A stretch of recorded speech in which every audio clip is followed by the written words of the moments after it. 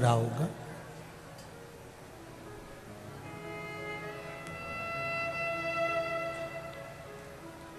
और पूर्व के कर्म को संवारने के लिए, पूर्व के कर्म को सुधारने के लिए अभी जो समय मिला है, इस समय को हम भगवत भजन में लगाकर, इस स्मरण में लगाकर, कीर्तन में लगाकर, भगवत नाम में लगाकर इस समय को हम संवार सकते हैं।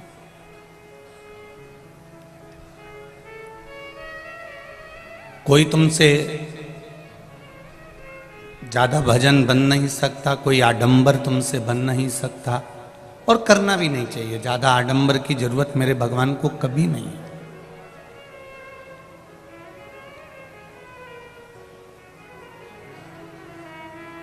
मेरे प्रभु ने कभी आडंबर को श्रेष्ठ माना ही नहीं। कभी भगवान को आडंबर की जरूरत पड़ी ही नहीं। और यहाँ जितने बैठे हैं इस कथा में, और जितने लोग आस्था चैनल पर सुन रहे हैं, जितने लोग फेसबुक यूट्यूब पर कथा सुन रहे हैं, ये मेरा विश्वास कहता है कि आप भी मंदिर जाते होगे, या भगवान का भजन करते होगे, या श्री शिवाय नमस्तुभ्यम बोलते होगे, या एक लोटा जल चढ़ाते होगे, तो ये मेरा विश्वास कहता है कि जितने शंकर के भगत हैं ये एक भी आडंबर नहीं करते, या आडंबर से भी हीन है। इनके आडंबर नहीं है।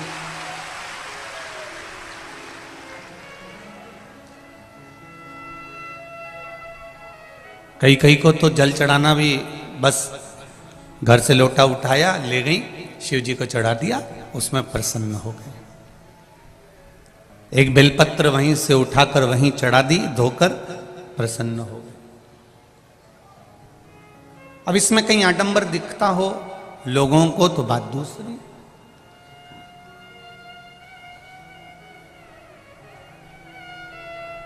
शिव भजन में कहीं आडंबर है ही नहीं।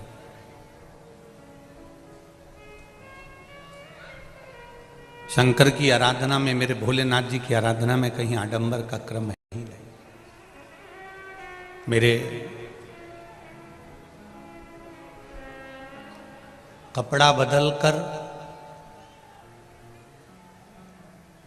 कोई संत नहीं बन सकता, कपड़ा बदलकर कोई साधु नहीं बन सकता, कपड़ा बदलकर कोई भक्त नहीं बन सकता,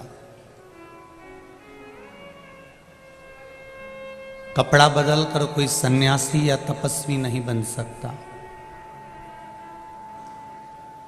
कपड़ा बदलकर ना तो तुम संत बन सकते हो, ना साधु बन सकते हो, ना तपस्वी बन सकते हो, ना सन्यासी बन सकते हो, ना तुम साधना कर सकते हो। कपड़ा बदलकर ना तुम भक्त बन सकते हो। पर शिव महापुराण की कथा कहती है, कपड़ा बदलकर तुम भक्त भले नहीं बन सकते, पर कर्म बदलकर तुम भगवान के श्रेष्ठ भक्त जरूर बन सकते हो, यह निश्चित है।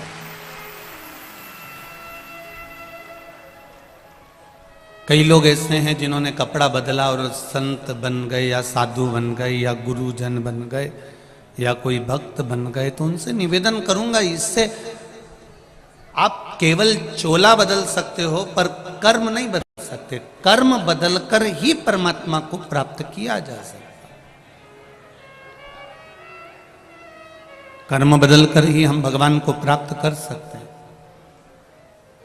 इसलिए बार बार कथाओं में, मध्य में बार बार एक बात कहते रहे हैं, मत बुरे कर्म कर बंदे, मत बुरे कर्म कर बंदे, वरना पछताएगा, भगवान की आंखों से तू बच नहीं पाएगा, तू बच नहीं पाएगा।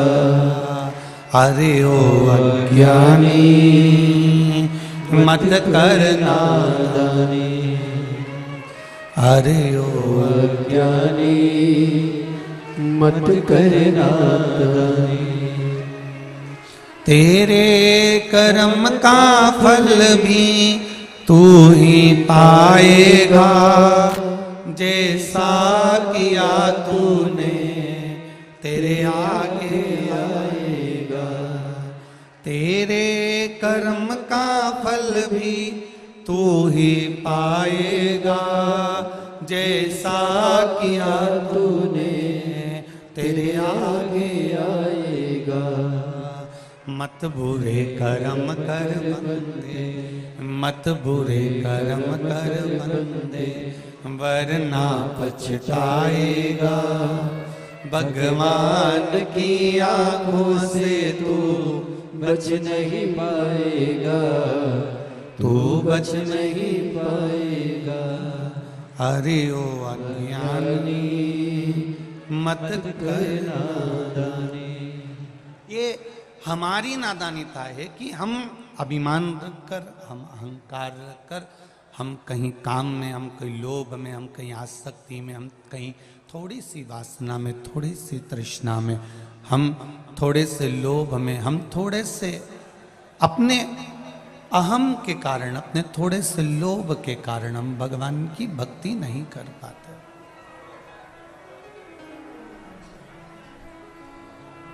हम भगवान का भजन नहीं कर पाते, हम भगवान का स्मरण नहीं कर पाते।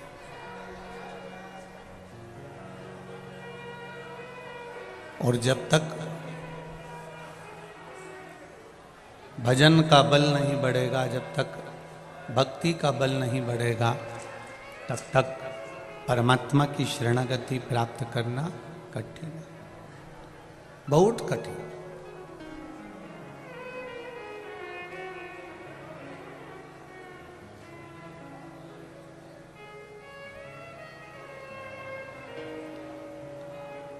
महाराज, कपड़ा बदलने से जरूरी, ज्यादा जरूरी है अपने कर्म को बदलना। जो हमने कपड़ा बदला है, जो हमने कपड़ा चेंज करा है, उससे ज्यादा हमको कर्म बदलना पड़ेगा।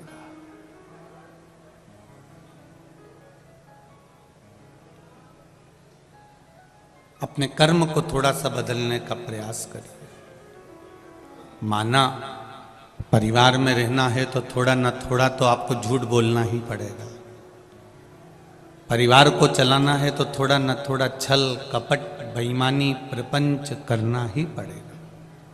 हम यहां से बैठकर मना भी कर देंगे तो तुम कौन सा सुधरने वाले? कौन सा तुम झूठ बोलना छोड़ दोगे? कौन सा तुम कपट करना बंद कर दोगे? कौन सा तुम छल करना बंद कर दोगे? कौन सी तुम बेईमानी बंद कर दोगे?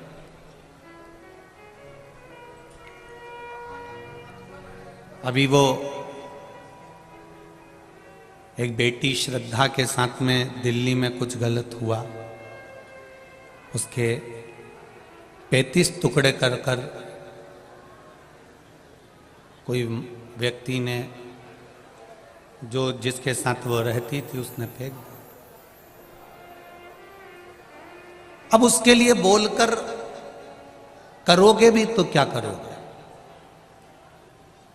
अब जरूरत उसके लिए बोलने की नहीं, अब जरूरत उसकी जरूरत है कि हमारे घर की बेटियां और बेटे ऐसे गलत काम ना उठा ले, उसको संभालने की जरूरत है।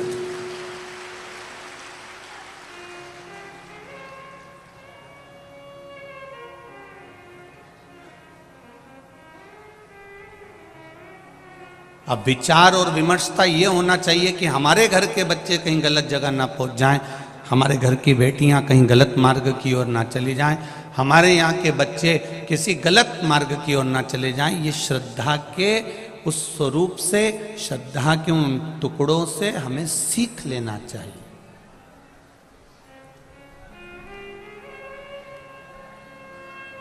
और ऐसा नहीं है कि माता पिता ध्यान नहीं देते, माता पिता बहुत ध्यान देते हैं, पर व्यक्ति जब कीचड़ में गिर गया तब ध्यान दिया तो क्या मतलब का? सामने खड्डा है और कीचड़ भरा हुआ है, उससे पहले माँ बाप को अपने बच्चों का हाथ पकड़कर रोक लेना चाहिए। ये मूल है, मूलता हुआ। आपसे भी केवल इतना ही निवेदन करना चाहेंगे, आपसे भी केवल यही कहना चाहेंगे, और यही प्रार्थना करना चाहेंगे। संसार सागर भवसागर बहुत बड़ा है,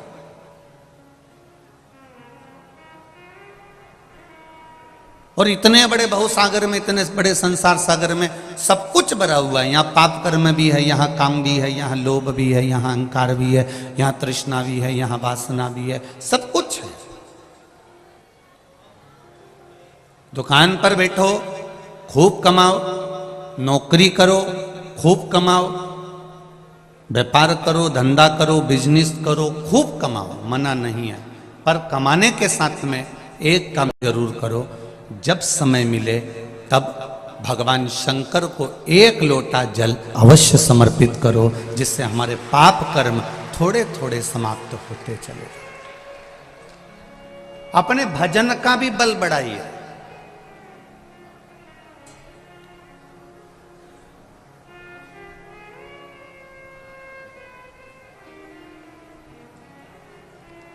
हमने अभी रायपुर की कथा में एक बात कही थी, आय बढ़ाने का साधन सबको ही बताएंगे आपको। आय बढ़ाने का तरीका हर एक व्यक्ति बताएगा आपको। आय बढ़ाने का साधन प्रत्येक व्यक्ति आपको बता देगा, पर उम्र बढ़ाने का साधन नहीं बता पाएगा कि हम किसका आशीर्वाद प्राप्त करें कि हमारी उम्र बढ़ जाए। वो भागवत या शिव पुराण या रामायण ही बता सकते। माता पिता के चरणों में बैठकर, गुरु के चरणों में बैठकर, घर के बुजुर्गों के चरणों में बैठकर जब हम बैठते हैं, उनका हाथ हमारे सिर पर पड़ता है तो उससे हमारी उम्र बढ़ती है। हमारे पास आय तो बढ़ रही है, पैसा तो बढ़ रहा है, पर उस पैसे का भोग करने के लिए हमारा शरीर भी तो स्वस्थ होना चाहिए। उस पैसे के भोग को करने के लिए मालूम पड़े तुम्हारे यहाँ फ्रिज तो आ गया, और फ्रिज का पानी जब भी पीती है और मालूम पड़े गला पे टांसिल पड़ जाए, गला बैठ जाए, तो फिर वो फ्रिज का पानी किस काम का? बोलो री जी जी, सही है कि गलत है? ऐसा फ्रिज का पानी किस काम का? तुम्हारे पास में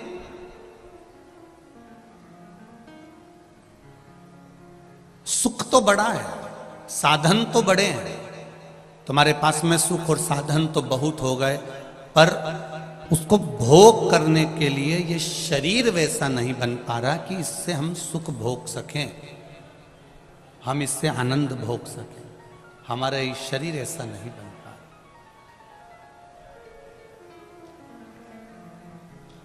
हमारे शरीर को हम सुख भोगने के लायक कब बना सकते हैं?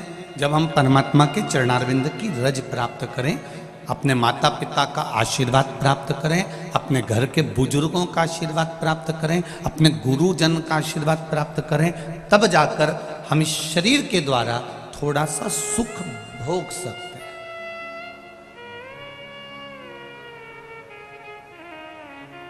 वरना साधन तो बहुत है।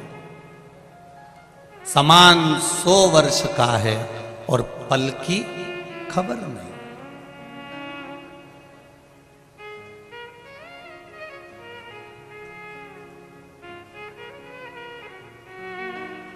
पल की खबर नहीं है। एक विद्वान से विद्वान भी, बहुत प्रबल भी, ये नहीं बता सकता कि तुम्हारी मृत्यु, तुम्हारा जन्म कब लिखा है।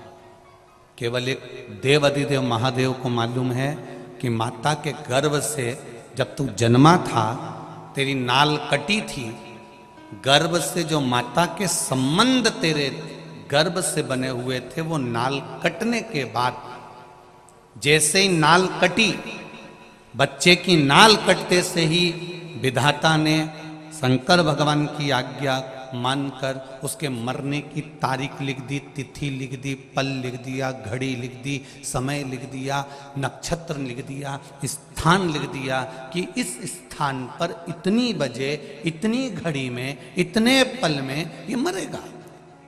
ये उसने निश्चित कर दिया।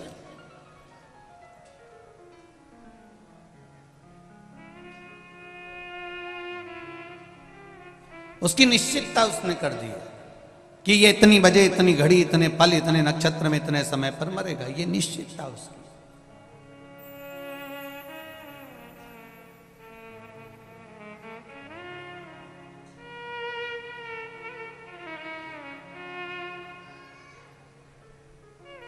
कोई कहे हम इनका भाग्य देख लेते हैं, कोई कहता है हम इनके भविष्य देख लेते हैं, कोई कहता है हम इनका पूरा जीवन देख लेते हैं जरा सी देर में कि इनके भाग्य में क्या लिखा है, इनके भविष्य में क्या लिखा है।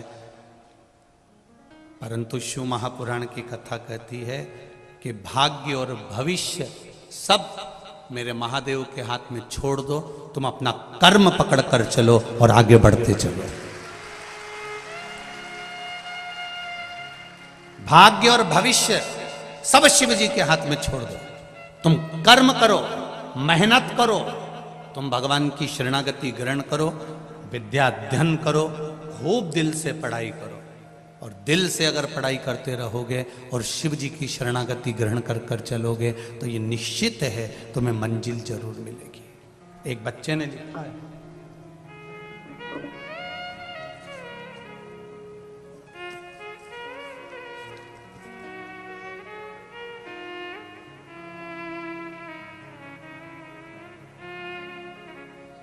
एक बच्चा लिख रहा है, मेरा नाम प्रीतम सक्सेना है, पुत्र प्रमोद सक्सेना। कहीं बैठे हो तो हाथ हिलाइएगा। प्रीतम जी आप ही हैं? श्री शिवाय नमस्तुभ्यम। दोनों हाथ ऐसे हिला दो। श्री शिवाय नमस्तुभ्यम। निवासी हूं कनकी कानपुर नगर में, BA MS का छात्र हूं। पिछले 2.5 वर्ष से आपसे जुड़ा हुआ हूं। पिछले 2 सेमेस्टर एग्जाम में मेरी बेक आ रही थी। मैं निराश होकर ये सोचने लगा था कि मैं पढ़ाई बीच में ही छोड़ दूं। फिर मैंने टीवी पर आपका बताया हुआ बेलपत्री वाला उपाय, जिसको बेलपत्र में शहद लगाकर शिव जी को लगाने वाला उपाय किया। परीक्षा वाले दिन मैंने मेहनत भी खूब करी, और ऐसा नहीं गुरुदेव कि मैंने पूर्व में मेहनत नहीं करी, वो भी मैंने बहुत करी। जाते समय मैंने बेलपत्री शहद लगाकर शिव जी पर चिपका कर जाना बताया था। मैंने आपके द्वारा बताए हुए अनुसार ही यह उपाय किया। उसका फल यह प्राप्त हुआ कि जिन विषय में एग्जाम पास नहीं हो पा रहा था, उसका रिजल्ट बाबा की कृपा से इसी सोमवार को 14 नवंबर को आया और मैं पास हो गया हूँ। बाबा को धोख लगाने आया। मेरे सभी विषय जो इतने सालों से बेक हो रहे थे, सारे विषय गुरुदेव, एक बात और कहना चाहता हूं कि हम पढ़ने वाले बच्चे विश्वास नहीं कर पाते, पर आपकी शिव पुराण का एक उपाय भी हमारे जीवन को तार दिया। और 14 नवंबर को उस रिजल्ट ने बता दिया कि मैं सारे जितने बेक हो रहे थे, जितने भी सब्जेक्ट रुक रहे थे, सारे सब्जेक्ट एक बार में बाबा ने निकाल दिया। मैं बाबा को यहाँ धोख लगाने के लिए आया हूँ। श्री शिवाय नमस्तुभ्यम। बाबू खुश अब तो? बाबा की कृपा। हर हर महादेव। ये शिव है। औ घड़ी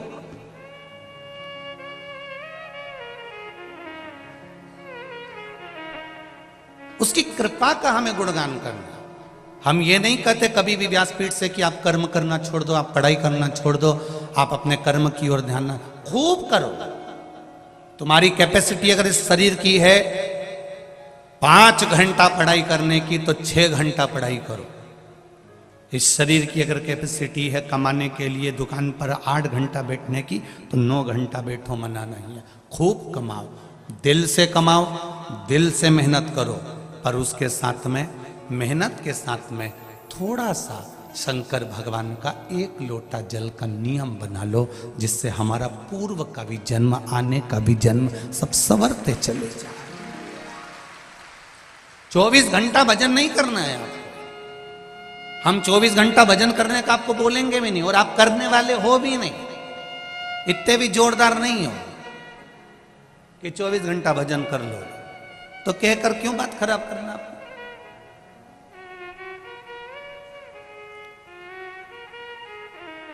एक माता पिता अपने बच्चे से कहते हैं, बेटा बनो तो राम बनो, बनो तो श्रवण बनो। और बेटा रोज नाराज होता है अपने मम्मी पापा पे, क्या पिताजी रोज राम और श्रवण बनने को कहते हो, कभी कृष्ण बनने को तो कहते ही नहीं हो।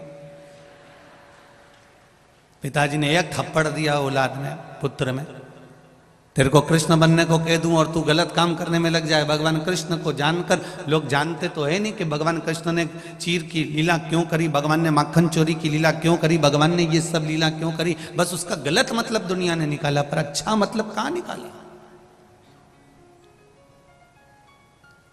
इतने में पुत्र ने कहा मैं राम और श्रवण बनने को तैयार हूं। जैसे दशरथ जी ने पूरी सत्ता राम जी को सौंप दी थी, लाओ मुझे तिजोरी की चाबी दो।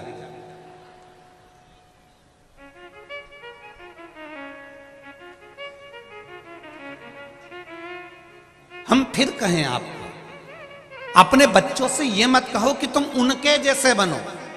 अपने बच्चों को इतना संस्कार दीजिए, इतना संस्कार दीजिए और इतना अच्छा बना दीजिए कि दुनिया के लोग कहें कि उनके बेटे जैसा बन जा। यह संस्कार होना चाहिए, यह ज्ञान होना चाहिए।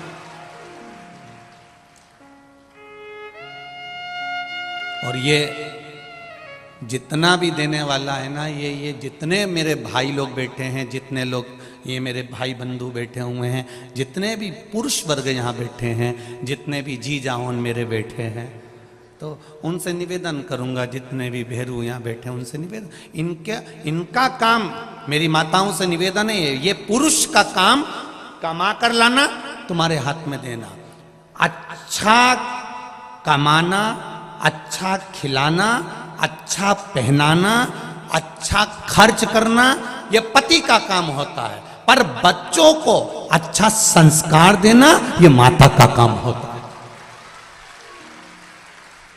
पिता दिन भर ड्यूटी पर रहता है, पिता दिन भर नौकरी पर रहता है, पिता दिन भर दुकान पर रहता है, पिता दिन भर सर्विस पर लगा रहता है। उसका काम कमा कर लाकर तुम्हारा पेट भरना, तुम्हें अच्छा कपड़े देना, तुम्हें अच्छी एजुकेशन देना, तुम्हारी पढ़ाई के लिए ज्यादा से ज्यादा खर्च कर देना, अच्छे से अच्छा ट्यूशन लगा देना, अच्छे से अच्छे स्कूल में जमा कर देना। तुम्हारे लिए एक पिता नौकरी कर कर, सर्विस कर कर, ड्यूटी कर कर, एक कमा कर, दुकान पर बैठकर, धंधा कर कर, व्यापार कर कर, तुम्हारा पिता तुमको लाकर तुम्हारा पेट भर सकता है, तुम्हारा अच्छा कपड़ा पहना सकता है, तुम्हारे लिए अच्छा मकान बना सकता है, तुम्हारे लिए अच्छा घर बना सकता है, अच्छी गाड़ी ला सकता है। पर उस बच्चे को अच्छा संस्कार देना, नम्रता देना, पिता से सही तरह से बात करना केवल मां ही सिखा सकती है। वो माता का कर्म है कि माता उसको किस तरह से डील कर रही है, माता उसको किस तरह से सिखा रही है।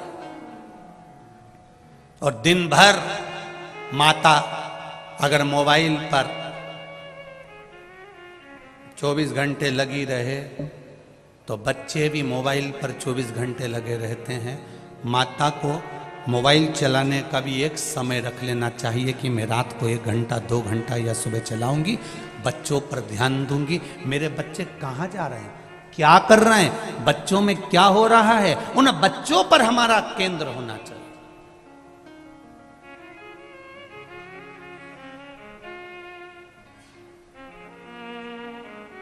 जब बच्चा बड़ा हो जाता है ना, तब मां पूछती है कहाँ जा रहा है।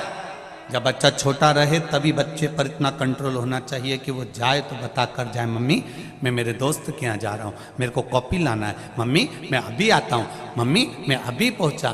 तब माता के सामने, अब माँ कहे बच्चा बड़ा होने के बाद में पूछे कि कहाँ जा रहा है तो बच्चे को बुरा लगता है फिर, क्योंकि इतने सालों से उसने पूछा ही नहीं था। अब क्यों टोक रही है, अब क्यों बता रही है, अब क्यों बोल रही है।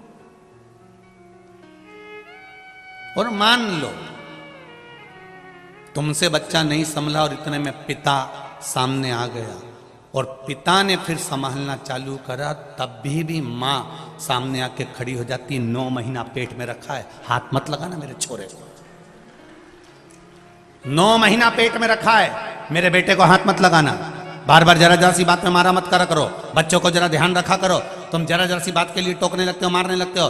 कभी 500 का नोट नहीं दिया, कभी 1000 का नोट नहीं दिया, कभी 2000 नहीं दिया, कभी 200 रुपए नहीं दिया। पिता कहता है ये सब कुछ जो कमाया है सब इसी का तो है, अगर आज मैं हाथ से नहीं दे रहा हूं तो बाद में तो मिलेगा ना।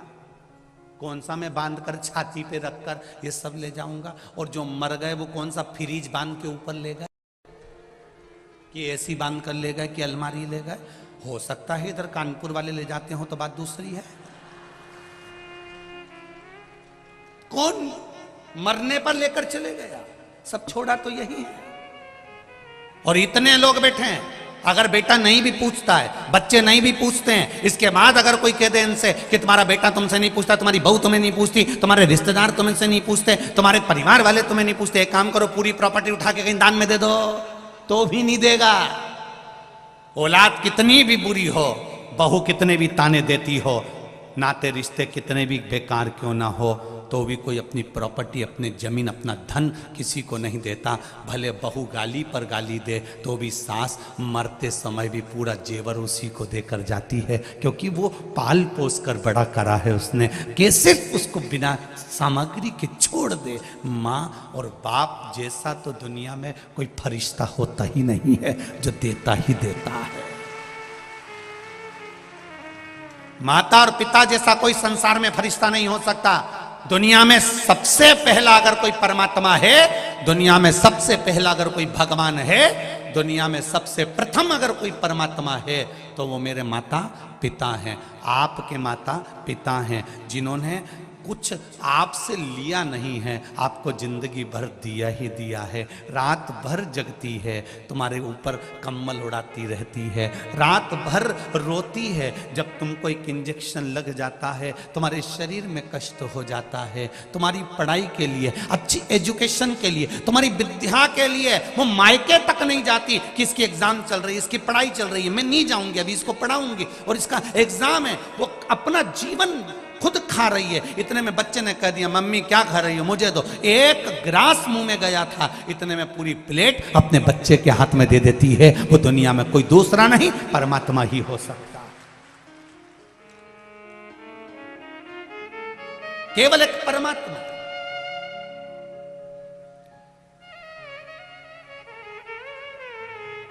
बस उनको किस समय पर किस चीज की जरूरत है, उस समय पर हमको अनुमोदन होना चाहिए। ऐसा नहीं कि श्रद्धा के टुकड़े हुए तो किसी को ऐसे ही मालूम पड़ गया। उस बाप के दिल में थोड़ी सी तड़प हुई होगी कि मेरी बेटी इतने दिन से फोन नहीं लगा रही है, बात नहीं कर रही है। बाप का हृदय, माँ का हृदय तड़पा और वो बाप जाकर मालूम करा, तब जाकर प्रशासन को भी मालूम पड़ा कि ऐसा हो गया।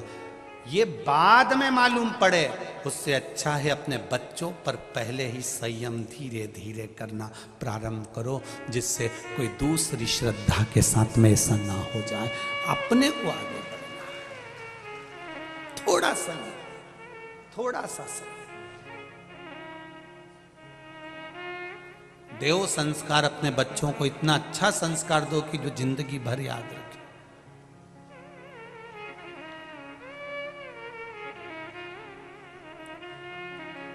मीरा भी अच्छी थी, कर्मा भी अच्छी थी, ध्रुव जी भी अच्छे थे, प्रहलाद भी अच्छे थे,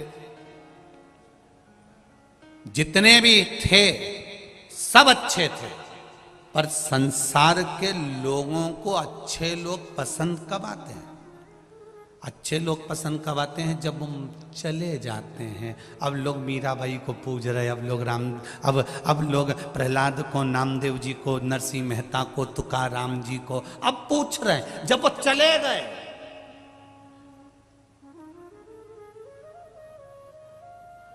दुनिया के लोगों को अच्छे लोग पसंद कब आते हैं? जब वो चले जाते हैं। बहू सास को इतना लंबा पल्लू रखकर प्रणाम कब करती है? जब सास चली जाती है।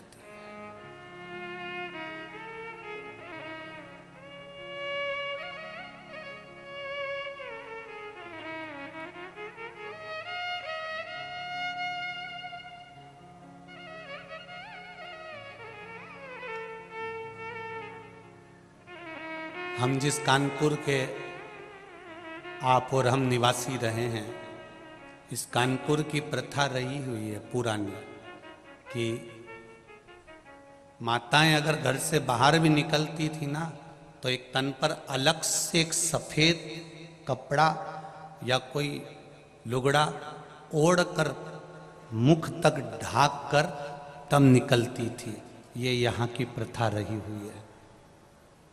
कितनी मर्यादा रही हुई है जरा ध्यान दीजिए।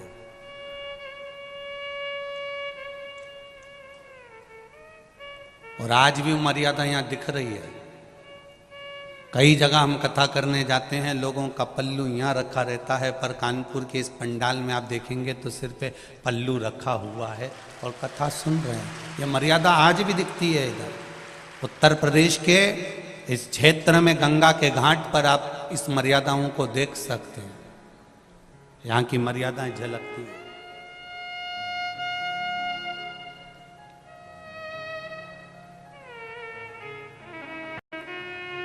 होना चाहिए थोड़ा सा। अपने जीवन का एक आनंद ही दूसरा है, सुख ही दूसरा है। करो। बहुता में हम बहुत नहीं कहते आप लोगों से कि आप बहुत कंट्रोल में रहें। हम तो इतना कहते हैं, वो कोई कह रहा था आज के गुरुजी कि आज कोई कह रहा था वहीं पर सुबह सुबह के टाइम पर, गुरुजी अभी तो शिव पुराण की लहर चल रही है। एक तरफा सियोर वाला महाराज की शिव पुराण की लहर चल रही है। हमने कहा भाई लोगों को गलत फहमी है, ये शिव पुराण की लहर नहीं है, ये शिव पुराण की मेहर है। ये लहर नहीं है। जो आज बच्चे बच्चे शंकर जी के मंदिर में जा रहे हैं, एक लोटा जल चढ़ा रहे हैं। घर के बहू और बेटा भी एक शिव जी के मंदिर में जाते हैं। और मेरी माताएं भी अपने पति से भी कहती हैं कि एक लोटा जल चढ़ाना फिर चले जाना दुकान। और कई पुरुषों को हमने देखा है दुकान जाते समय बोतल में पानी भरा हुआ है तो बोतल का पानी ही शिव जी को चढ़ाते हुए निकलते हुए चले जाते हैं। ये लहर नहीं है, ये मेहर है शंकर भगवान की। ये शिव जी ने आशीर्वाद दिया है शिव महापुराण के रूप में।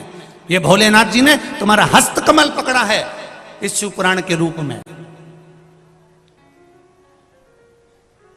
ये शिव कृपा है, ये शंकर की उदारता, ये शंकर की दया है, ये करुणा है।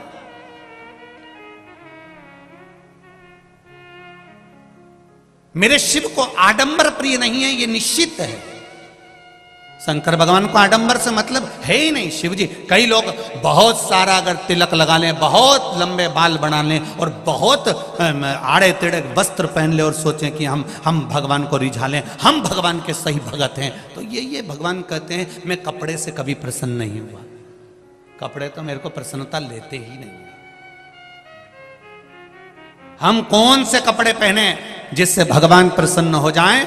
शिव पुराण कहती है कपड़ा बदलने की जरूरत नहीं, कलेजा बदलने की जरूरत है, भगवान प्रसन्न हो जाएंगे। आप दिल तो बदलो, मन तो बदल ही नहीं पा रहे हो, चित्त तो बदल ही नहीं पा रहे हो, आपकी एकाग्रता तो बदल नहीं पा रहे हो, आप भगवान की शरणागति तो ग्रहण नहीं कर पा रहे हो और कहते हो मैं परमात्मा को पाना चाहता हूं, मैं भगवान को अपना बनाना चाहता हूं। कई ऐसे लोग आते हैं जो हमसे भी कहते हैं भगवान तो तुम्हारा दिखता ही नहीं है। तुम इतनी बड़ी बड़ी कथा सुनाते हो, कभी भगवान आज तक हमको दिखा ही नहीं।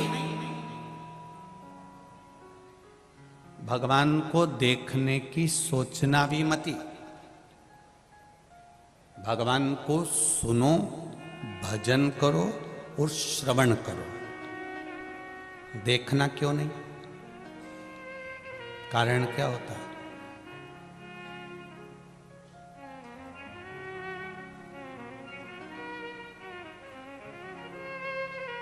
जिस छोरी से शादी होने वाली रहती है ना, छोरा उनकी, और जिस छोरी की शादी छोराओं से होने वाली होती है, पहले मन में कितनी उमंगता होती है कि एक बार मैं इसको देखूं, एक बार देखूं, एक बार देखूं। और शादी नहीं हो जब तक तो ललकता रहे कि देखूं, और जब जगदम्बा घर में आ जाए फिर भेरू तेरे को रोज का सिंदूर चढ़ा है, रोज। अब क्या कहता है? मैं तो मर जाऊं तो अच्छा, इससे पीछा छूट जाए तो अच्छा। क्यों? पहले तो तू गा रहा था तुझे ना देखूं तो मुझे चैन आता ही नहीं है। पहले तो तू ही गा रहा था, अब कहां गया?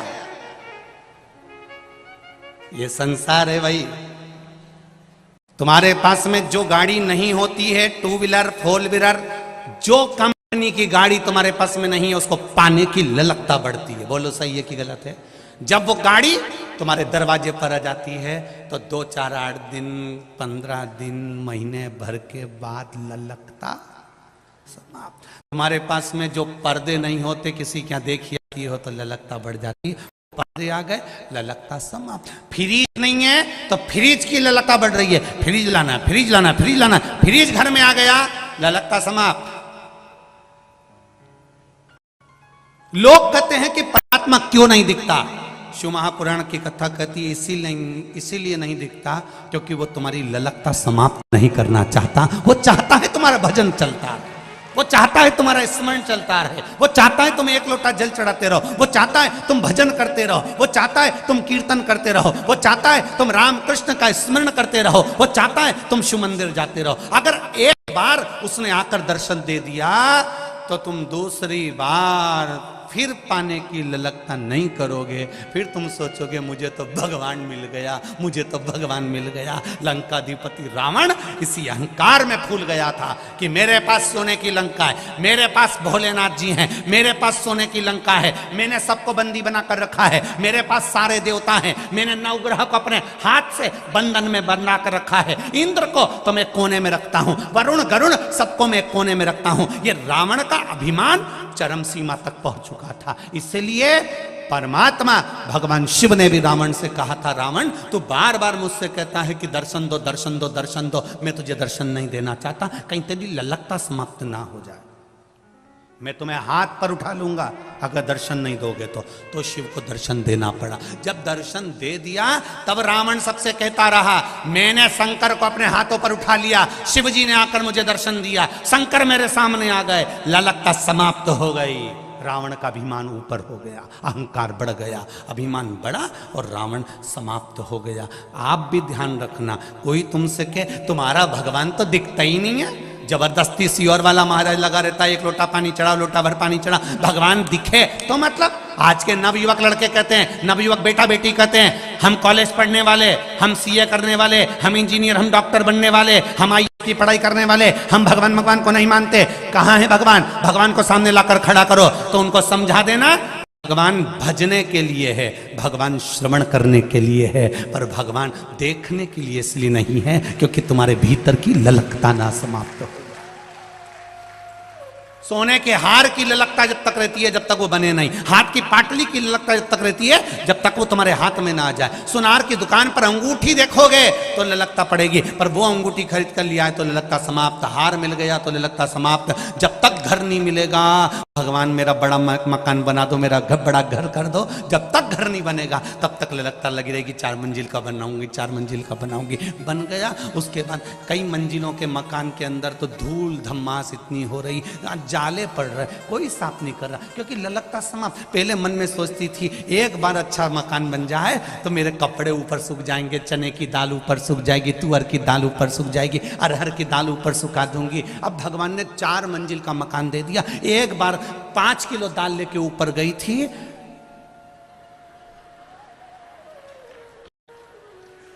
जब नीचे आई दाल खाने के लायक नहीं, इतनी ललकता। गई थी ऊपर, बड़े अरमान से चढ़ी थी, बहुत अरमान से, और बहू से कह के भी गई थी तू भी ले आना थोड़ा सा सामान, कपड़े वपड़े सूखने के ऊपर ले आना।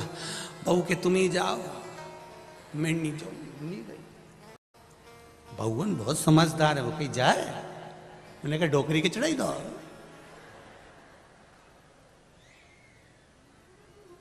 अब बहू नीचे से कह रही है मम्मी आ जाओ, बहू नीचे से आवाज लग रही मम्मी चाय पीने आ जाओ। सास कह रही है ही लिया, बहू की नहीं जाऊंगी,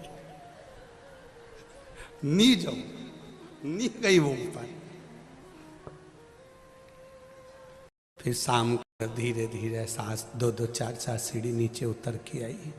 उन्होंने कहा तूने हमारी चाय लाके नहीं दी, मुझसे चढ़ा नहीं जाए। फिर सास चिल्लाई कि मैं बुढ़िया होके इतनी ऊपर चढ़ गई तो उससे चढ़ा नहीं जाए।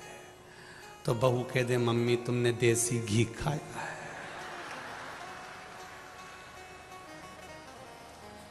तो सास बोली तूने कुछ नहीं खाया। बहू बोली नहीं तुमने मेरा प्राण खाया है। क्या बोले सुनो बोले क्या। चलिए महाराज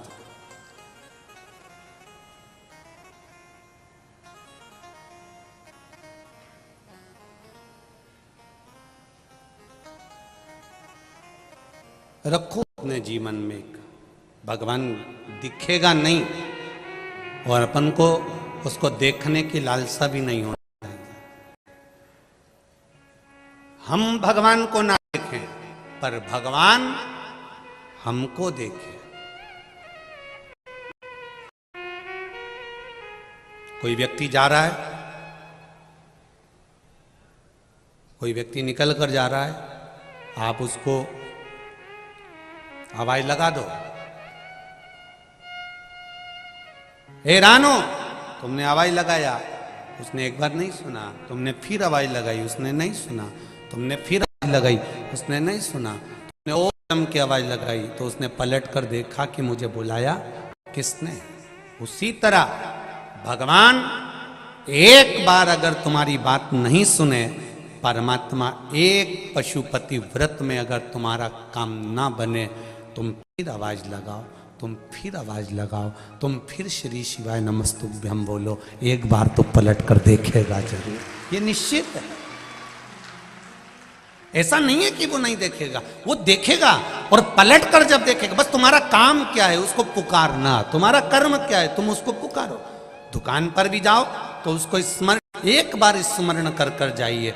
अपना रूट थोड़ा सा चेंज करिए, थोड़ा दुकान जाने का मार्ग बदल दो।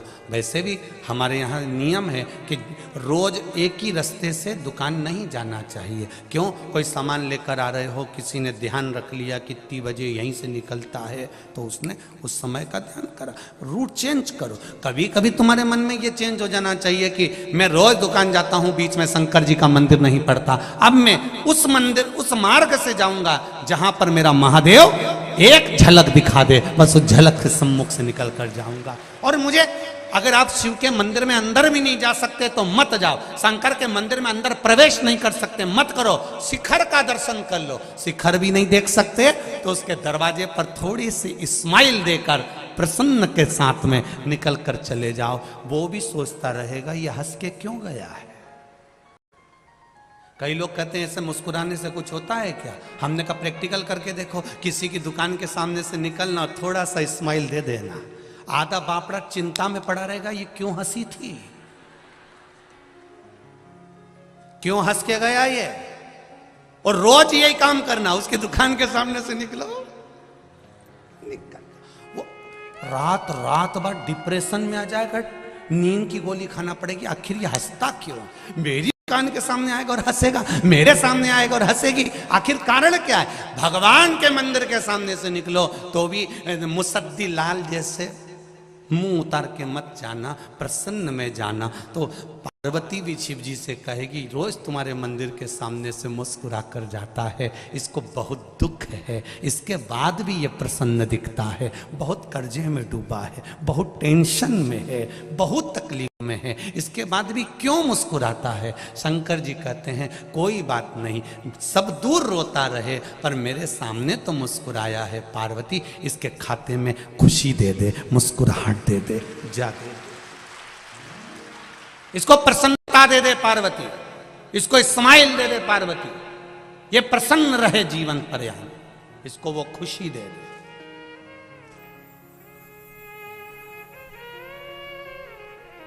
एक पत्र आया है,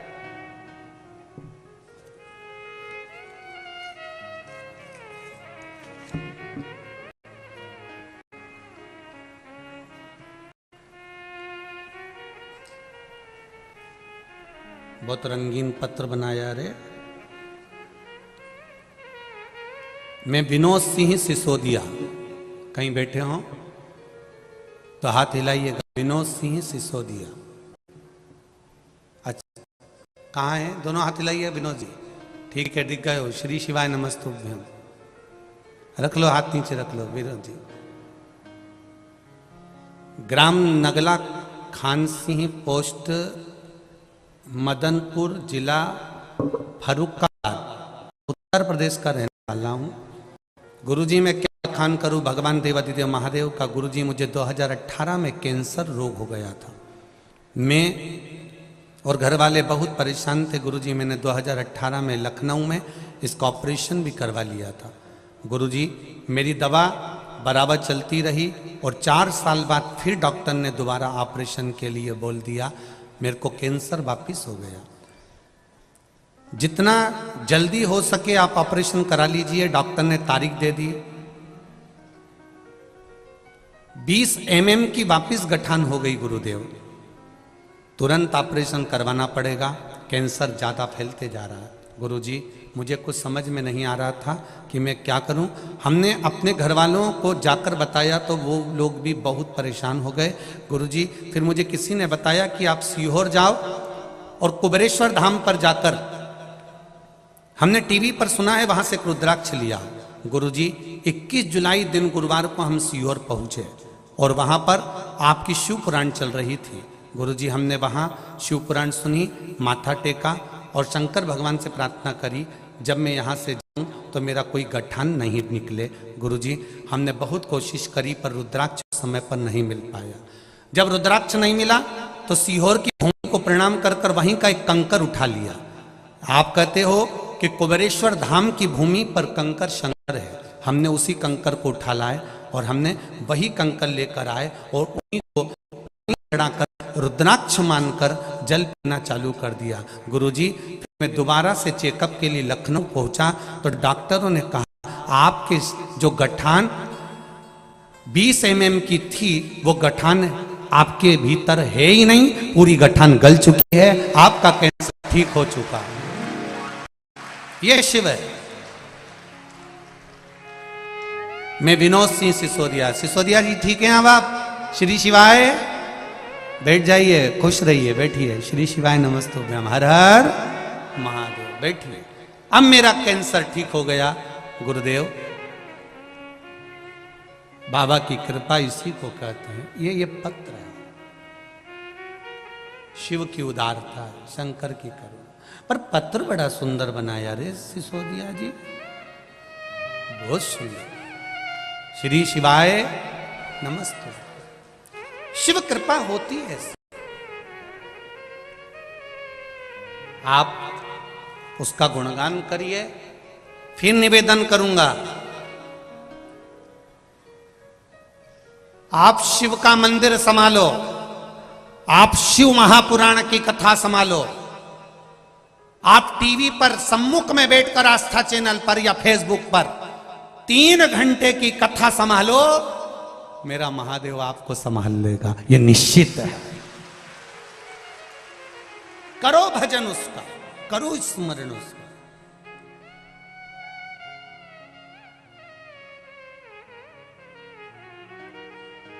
उसकी कृपा बिना कुछ नहीं। ओघड़ दानी की कथा कर रही। देवऋषि नारद जिनके भीतर भगवान विष्णु की शरणागति की भक्ति प्रबल थी। देवऋषि नारद श्रीमन नारायण श्रीमन नारायण श्रीमन नारायण श्रीमन नारायण हमेशा जपते, प्रत्येक पल।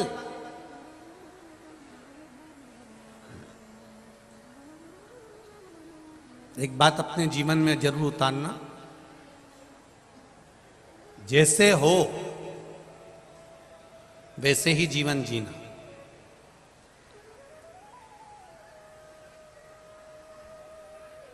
किसी की चमक देखकर अपनी चमक बदलने की कोशिश मत करना। अपने को देखकर दुनिया बदल जाए तो समझ लो कि जीवन की सार्थक। वो इतना चमक है, इतना धन है, इतनी दौलत है, इतनी संपदा है, उनका ऐसा घर है, ऐसा बंगला है, ठीक है, वो उनकी जगह ठीक है, ये तो जो ललाट में बाबा ने दिया है वो हमको मिल रहा है। जो दिया मेरे भोलेनाथ ने वो कम नहीं दिया। बहुत सारा पैसा दे दे मेरे भोलेनाथ और साथ में रोग दे दे, बीमारी दे दे, तो कैसा रहेगा बोलो तो जम के। पैसा किसी काम का है नहीं। फिर तो 2 रोटी दे, अच्छे से दे, और अपन पेट भर कर वो 2 रोटी आराम से खाएं और वो खाया हुआ भी हमारा पच जाए और अपनी जिंदगी खुश होकर जी लें। इससे बढ़कर कोई सुकून नहीं जीवन का, उससे बढ़कर कोई सुकून नहीं है, उससे बढ़कर कोई आनंद नहीं। शिव पुराण कह रही है देवऋषि नारद के भीतर थोड़ा सा भक्ति है। देवऋषि नारद के भीतर ऐसा नहीं कि भक्ति नहीं है, शंकर जी की परम भक्त हैं, भगवान विष्णु के परम भक्त हैं देवऋषि नारद। दिन भर 24 घंटे नारायण नारायण नारायण नारायण नारायण नारायण करते रहे। ऐसा नहीं है कि भक्ति नहीं है।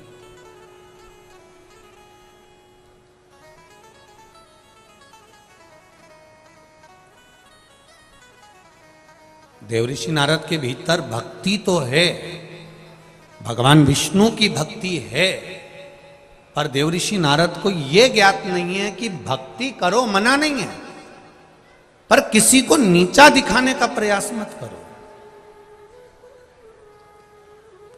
भजन करने की मना नहीं है, पर किसी को नीचा दिखाकर अगर आप भजन कर रहे हो तो उसका कोई महत्व नहीं।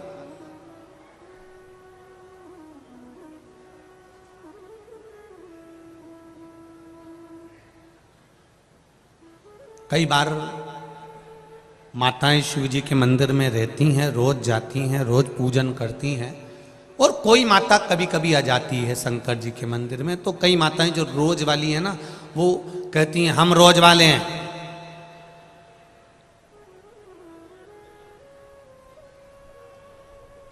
पहले हम पूजन करेंगे। ठीक है, जो कभी कभी आ रहा है, रोज वाले को निवेदन है कि ये तो केवल थोड़ा सा समय निकालकर, वो भी ना जाने किसने किया होगा, तब जाकर ये मंदिर पहुंचा होगा। तो तू पहले जल चढ़ा ले, इसके बाद अपन चढ़ा लेंगे, जा, कोई बात नहीं।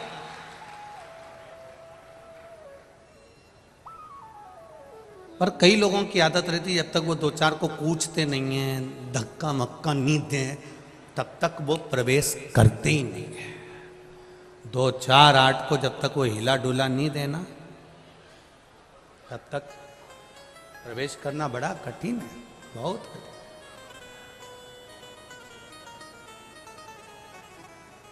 महाराज देवऋषि नारद के भीतर भगवान नारायण की भक्ति तो थी, पर देवऋषि नारद ने एक बार मन में सोचा कि बताओ, भगवान शंकर तप में लीन थे और कामदेव ने उनकी समाधि तोड़ दी। बड़ा आश्चर्य की बात है, इतने बड़े देवता, बार बार लोग कहते हैं कि ब्रह्मा जी के पिता हैं भगवान विष्णु और भगवान विष्णु के पिता हैं भगवान शंकर। जब हमारा शास्त्र कह रहा है कि शिवजी ने सब कुछ दिया, शंकर ने वैकुंठ, शंकर ने लक्ष्मी, शिवजी ने ब्रह्मा जी को ब्रह्माणी दी है, शिवजी ने उनको कमल पुष्प पर रहने का आनंद दिया, शिवजी ने ब्रह्मा जी को बताया कि सृष्टि की रचना कैसे करना है, शंकर भगवान ने अपना अर्धनारीश्वर स्वरूप धारण कर कर ब्रह्मा जी को समझाया, ज्ञान दिया, इंद्र को इंद्र का सिंहासन दिया, गरुण वरुण सबको भगवान शिव ने दिया, भगवान शंकर ने दिया। फिर एक बात समझ में नहीं आती कि शिवजी कामदेव को नहीं जीत पाए।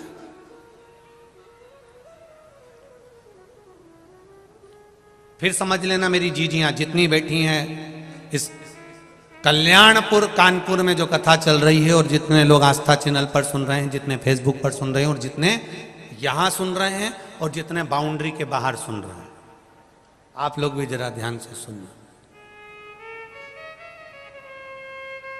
राम जी महाराज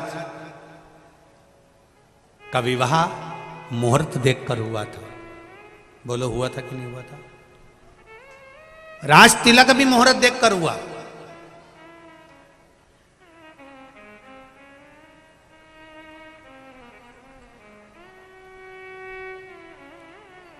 सती मैया का विवाह भगवान शंकर के साथ हुआ,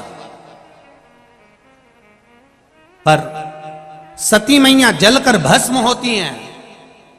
राम जी को वन जाना पड़ता है, राज सिंहासन छोड़कर। सीता जी को भी वन वन डोलना पड़ता है। तो किसी ने एक प्रश्न किया कि ये क्यों हुआ, आखिर कारण क्या, किस कारण से? स्वयं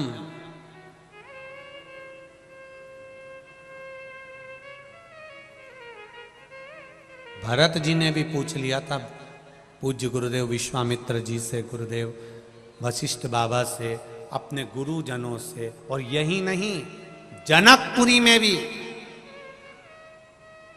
जनक जी महाराज ने भी अपने गुरु जी से पूछ लिया था कि यह बताओ कि मेरी बेटी के भाग्य में ऐसा क्यों है, कारण क्या? कहा सुनहु भरत भावी प्रबल। ये जो भाग्य में जो लिखा है, चाहे तुम देवता बनकर भी जन्म लोगे तो तुमको भोगना तो पड़ेगा।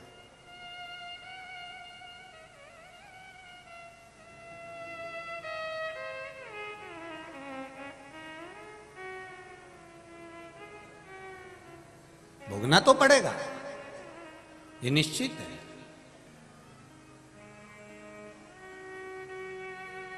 मंदिर जाओ मत जाओ तुम्हारी मर्जी है, लोटा भल के जल चढ़ाओ ना चढ़ाओ ये तुम्हारी मर्जी है, भजन करो ना करो ये तुम्हारी मर्जी है।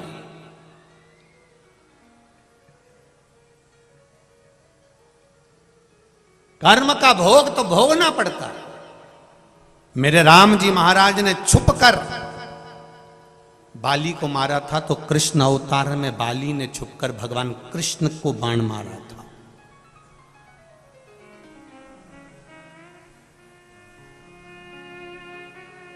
सती मैया ने पूर्व में उमा बनकर जो भाव व्यक्त किया था, उसके कारण सती बनकर जलकर भस्म होना पड़ा। एक गर्भवती चिड़िया को कैद में रखा तो माता जानकी भी गर्भ में रही, तब उनको भी बन बन डोलना पड़ा। कर्म की गति है, कौन मिटा सकता है? ये भाग्य में लिखा हुआ तो भोगना तो पड़ता है। भाग्य का लिखा हुआ प्रत्येक, फिर निवेदन करेंगे कि 13वीं पर ध्यान दिया लोगों ने कि ये मर गया तो इसका 13वां हुआ, ये मर गया तो इसका 13वां हुआ। वो 13वें पर ध्यान दिया, 13वीं पर ध्यान दिया, पर लोगों ने वो 13 बातों पर ध्यान नहीं दिया कि जो मनुष्य के भीतर 13 चीजें हैं जो केवल मनुष्य खुद करता है, उसकी ये 13 चीजें कोई दूसरा नहीं कर सकता। 13वें का मतलब क्या होता है? केवल नुक्ती खा लेना किसी के मरने के बाद, या गुलाब जामुन या पूरी सब्जी या रायता, इसको 13वां नहीं कहा गया। 13 चीजें मनुष्य के जीवन में ऐसी होती है जो मनुष्य को खुद करना पड़ता है, कोई दूसरा नहीं करता।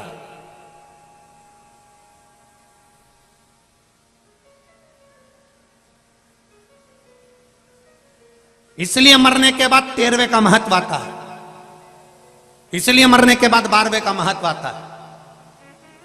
क्यों? वो 13 चीजें हमारा सनातन धर्म कहता है। पहला, भोजन मनुष्य को खुद करना पड़ता है।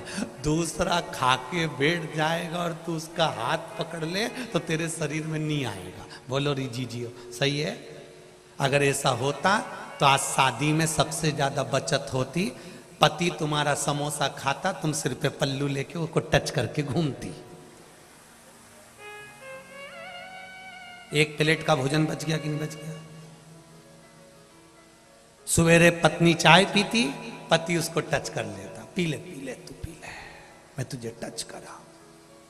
बचता कि नहीं बचता? सनातन धर्म में 13वें के महत्व को समझो कि किसी के मरने के बाद 13वां क्यों होता है, किसी के मरने के बाद 12वां क्यों होता है। उस 13वां के 13 चीजें हमारे सनातन धर्म ने दी है कि ये 13 मनुष्य खुद करे तो फायदा है, दूसरा नहीं कर सकता। पहले नंबर पर भोजन स्वयं को करना पड़ता है, दूसरे नंबर पर प्यास, पानी खुद को पीना पड़ता है। पड़ोसी पानी पिएगा तो तुमको तृप्ति नहीं मिलेगी। तीसरे नंबर पर है खांसी। अब तुम्हें खांसी आ रही है, तुम पड़ोसन से कहते तू खांस ले, खांस, पड़ोसन खांस लेगी तो तेरी खांसी ठीक हो जाएगी? नहीं, खांसना भी खुद को पड़ता है। छींकना, जैसे ही छींक आए इतने में तुम्हारे पति के दर छींक दो, छींक देगा। छींकना भी स्वयं पड़ता है। नींद, तुम्हारे बत्तल का कोई दूसरा सो भी जाएगा ना तो तुम्हें लाभ नहीं मिलेगा। नींद भी स्वयं को ही लेना पड़ेगा, स्वयं को नींद लेना पड़ेगा, स्वयं। 5वें नंबर पर, 6ठे नंबर पर आती है फिर उबासी। जो आप मुंह खोलकर उबासी लेते हो, ये भी कोई दूसरा नहीं ले सकता, ये अपने को खुद की लेना पड़ेगी। फिर आया दुख। तुम्हारा लिखा है बहू डॉक्टर के पास ले जाएगी, दवाई दे देगी, दलिया बना देगी, थूली बना देगी, 1 गिलास दूध दे देगी, पर दुख तो तुमको झेलना पड़ेगा। दांत में तकलीफ हुई तो बहू से कह दो तू झेल ले, वो दलिया खा लेगी, दूध भी पी जाएगी 1 गिलास भर के, पर तकलीफ तो खुद को झेलना, कोई दूसरा नहीं झेले।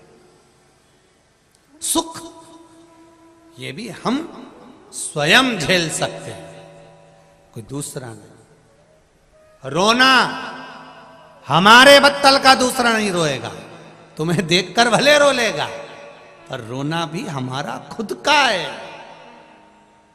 हंसना भी हमारा खुद का।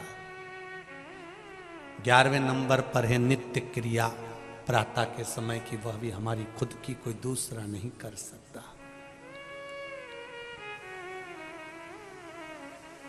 फिर है पीड़ा सहन करना। अपनी पीड़ा को अपन स्वयं सह सकते हैं, कोई दूसरा नहीं सह सकता। आप कह दो, आप किसी को बोल सकते हो मुझे ये पीड़ा हो रही है, आप किसी को कह सकते हो मुझे ये दुख है, मुझे ये तकलीफ है, मुझे ये कष्ट है, पर पीड़ा सहना आपको ही पड़ेगी, कोई दूसरा नहीं सह सकता।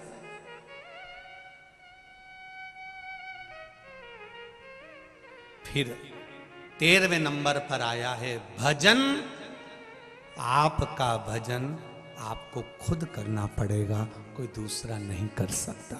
आपके हिस्से का आपको ही करना। ये 13 मनुष्य के कर्म हैं जो मनुष्य को खुद करना पड़ते हैं, कोई दूसरा नहीं करता।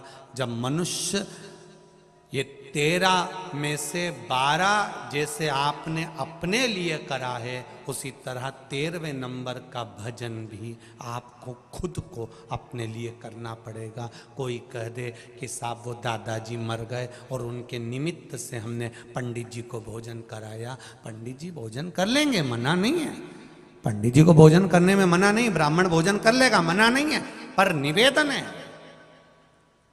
भोजन करने की मना नहीं है, उसके निमित्त के भोजन करने की मना नहीं, पर जीते जी अपने द्वारा किया हुआ कर्म का भोग अपने को भोगना है, स्वयं के लिए।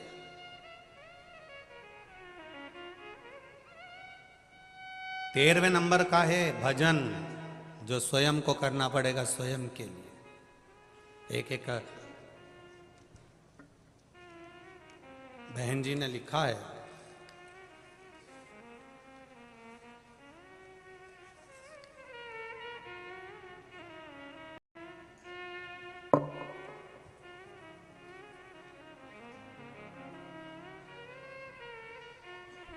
शंभु शरणे पड़ी मांगू घड़ी रे घड़ी दुख काटो दया करीने दर्शन आपो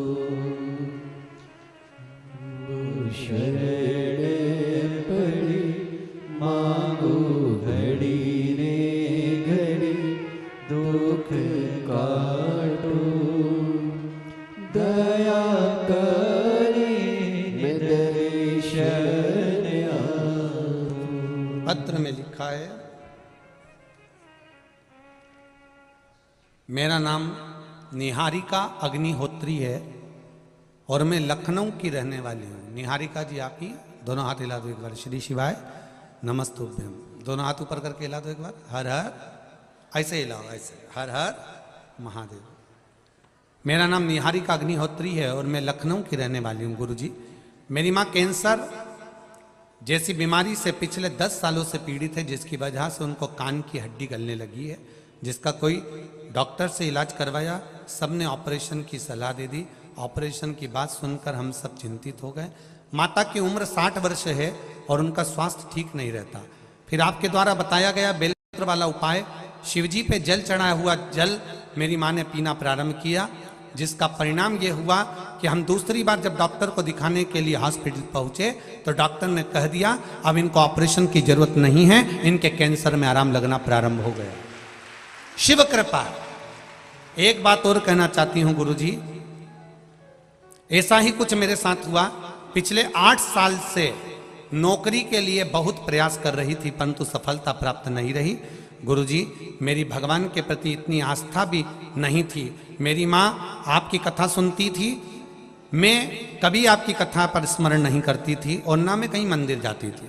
उन्होंने ही मुझे कथा सुनने के लिए कहा और मैंने एक बार एकांत में बैठी थी तो मैंने सोचा जरा सियोर वाला महाराज को सुनूं तो सही।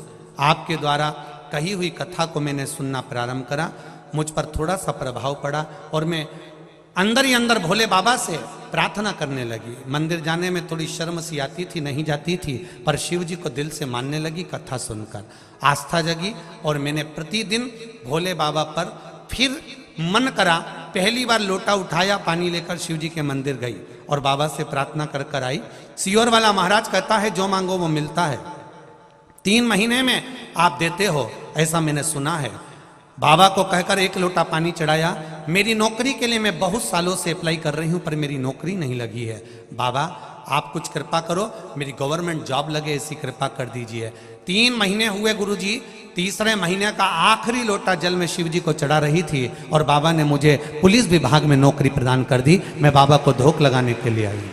ये शिव है, बैठिए बहन। श्री शिवाय नमस्तुभ्यम। शंकर की उदारता, शिव की करुणा यही कहती है।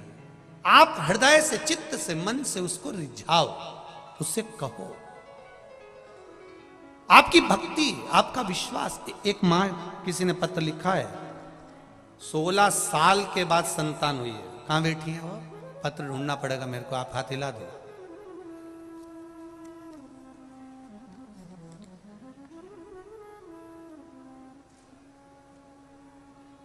आरती आदेश पोरवाल दिव्यापुर औरैया से आए हैं। कहीं बैठी हो तो हिलाइएगा। अच्छा वहां है, ठीक है, दोनों हाथ हिला दो एक बार। श्री शिवाय नमस्तुभ्यम। दिख गए हो? श्री शिवाय नमस्तुभ्यम। दंडवत प्रणाम भोलेनाथ जी के चरणों में। गुरुदेव, मेरी शादी को 16 साल हो गए थे, मुझे कोई संतान नहीं हुई। मैंने बहुत इलाज कराया लेकिन कुछ नहीं। फिर मैंने एक बेटी गोद लेने का मन में ठान लिया और आखिरी में लोग मुझे ताने पर ताने देने लगे। सब लोग अपशब्द कहते थे गुरुदेव, क्योंकि 16 साल शादी के हो गए थे। मैं क्या वर्णन करूं। डॉक्टरों ने भी कह दिया था कि आपको संतान का सुख नहीं है। तब लोग मुझे इतना अपशब्द कहते थे गुरुदेव, बांझ तक कह देते थे, गालियों पर गालियां देते थे। गुरुदेव, बाबा की कृपा हुई और 27 अप्रैल 2020 को मैंने पहली बार कथा सुनी और तभी मेरा राजस्वला धर्म का 7वां दिन था। मैं अपने पति को लेकर सफेद आंकड़े की जड़ को निकलवा कर लाई, शिव मंदिर में पहुंची। शंकर भगवान के मंदिर में 27 अप्रैल 2020 को मैं शिव जी के मंदिर में सफेद आंकड़े की जड़ को लेकर तुमरुका जी का नाम लेकर मैंने कमर में बांधी और बाबा की कृपा ऐसी हुई 3 महीने के अंदर मेरा गर्भ ठहर गया और बाबा की कृपा से 27 जनवरी 2021 को मेरे यहाँ बेटे का जन्म हुआ है। मैं उनको धोख लगाने के लिए यहाँ पर आई हूँ। हर हर बैठिए बहन। श्री शिवाय नमस्तुभ्यम। बहुत बहुत बधाई आरती जी आपको, आदेश जी आपको बहुत बहुत बधाई। शिव कृपा, उसकी उदारता, उसकी करुणा। देवर्षि नारद के भीतर भगवान विष्णु की भक्ति तो थी, पर देवर्षि नारद के भीतर शिव भक्ति नहीं थी। उन्होंने कहा, बताओ देवर्षि नारद मन में सोचते हैं, न काम को जीत नहीं पाए, काम से हार गए, कामदेव ने इनकी समाधि तोड़ दी। थोड़ा सा अहम भक्ति का प्रकट हो गया, थोड़ा सा है। हम आप लोगों से एक बात कहे पहले, आज फिर कहते हैं, तुम भजन करना अहंकार को छोड़कर।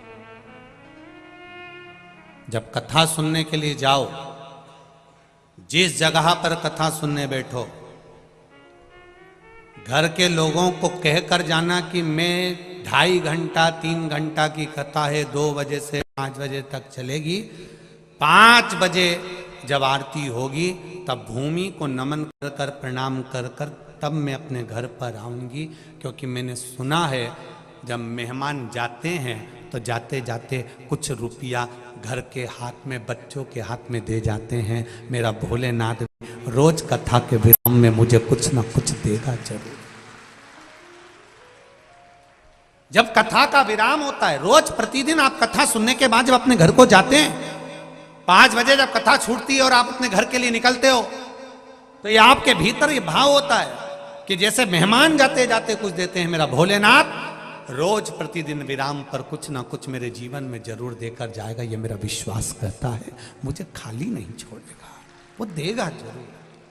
भक्ति और मुक्ति का साधन है शिव। नारद जी के भीतर अहंकार प्रकट हो गया, देवर्षि नारद के भीतर अभिमान आ गया कि मैं भगवान विष्णु का भजन करता हूं, मैं कामदेव को जीत सकता हूं और शंकर भगवान नहीं जीते, शिव जी नहीं जीत पाए। इतना अहंकार, इतना अभिमान उसके भीतर जागृत हो गया। शिव नहीं जीते।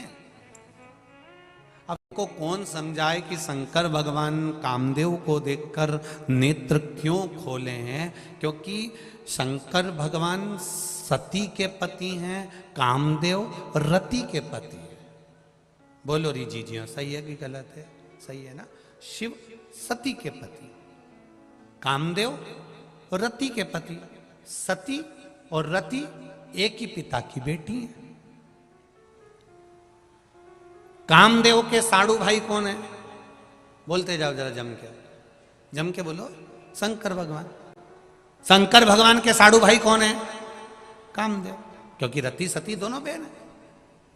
इतने सारे देवताओं ने आकर समाधि तोड़ी, शिव जी ने नेत्र नहीं खोला, पर कामदेव आया, शंकर भगवान को नेत्र खोलना पड़ा। उसका कारण केवल इतना सा है कि तुम दुकान पर 24 घंटे बैठो, मना नहीं है, पर पत्नी कहती है कि मेरे रिश्तेदार आए तो 5 मिनट आके मिलो तो। बोलो सही है कि गलत है? और अगर पत्नी की बहन आई, उसका पति आया, बहन का पति, और तुम दुकान छोड़ के नहीं आए, मत छोड़ो, फिर वह तुम्हें नहीं छोड़ेगी। मत छोड़ो।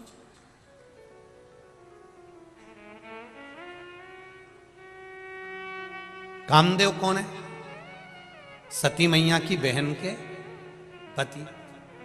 अभी तक जो आए थे वो शंकर जी के रिश्तेदार नहीं थे, पर अब जो आया है कामदेव, वो शिव का साड़ू भाई आया, भगवान शंकर के रिश्तेदार है। और अब रिश्तेदार आए तो कुछ ना कुछ 2 मिनट तो बात तो करना पड़ेगा ना, कि कोई आया है तो ये बस नारद जी को कौन समझाए, क्योंकि नारद तेरी शादी नहीं हुई, अगर तेरी शादी हो जाती तब समझ में आता कि रिश्तेदारी कैसे निभाई जाती है। हमसे पूछो कि रिश्तेदारी कैसे निभाई जाए। शंकर भगवान ने नेत्र इसलिए खोले क्योंकि सामने कामदेव खड़ा था, अपना रिश्तेदार खड़ा है, तो कम से कम हेलो हाय तो करना ही पड़ेगा, थोड़ा राम राम श्याम श्याम तो करना पड़ेगा।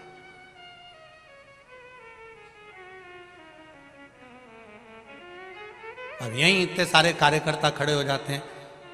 अब ये प्रशासनिक जो लोग खड़े हैं, पुलिस वाले भाई लोग जितने खड़े हैं, प्रशासन वाले, कई आदि टीआई भी खड़े हुए हैं, कोई भी सीएसपी भी खड़े हैं, कोई खड़े हैं, तो ये थोड़ी ना पहचानते कि ये तुम्हारे रिश्तेदार है। वो तो तुम आके कहते हो हमारी काकी है,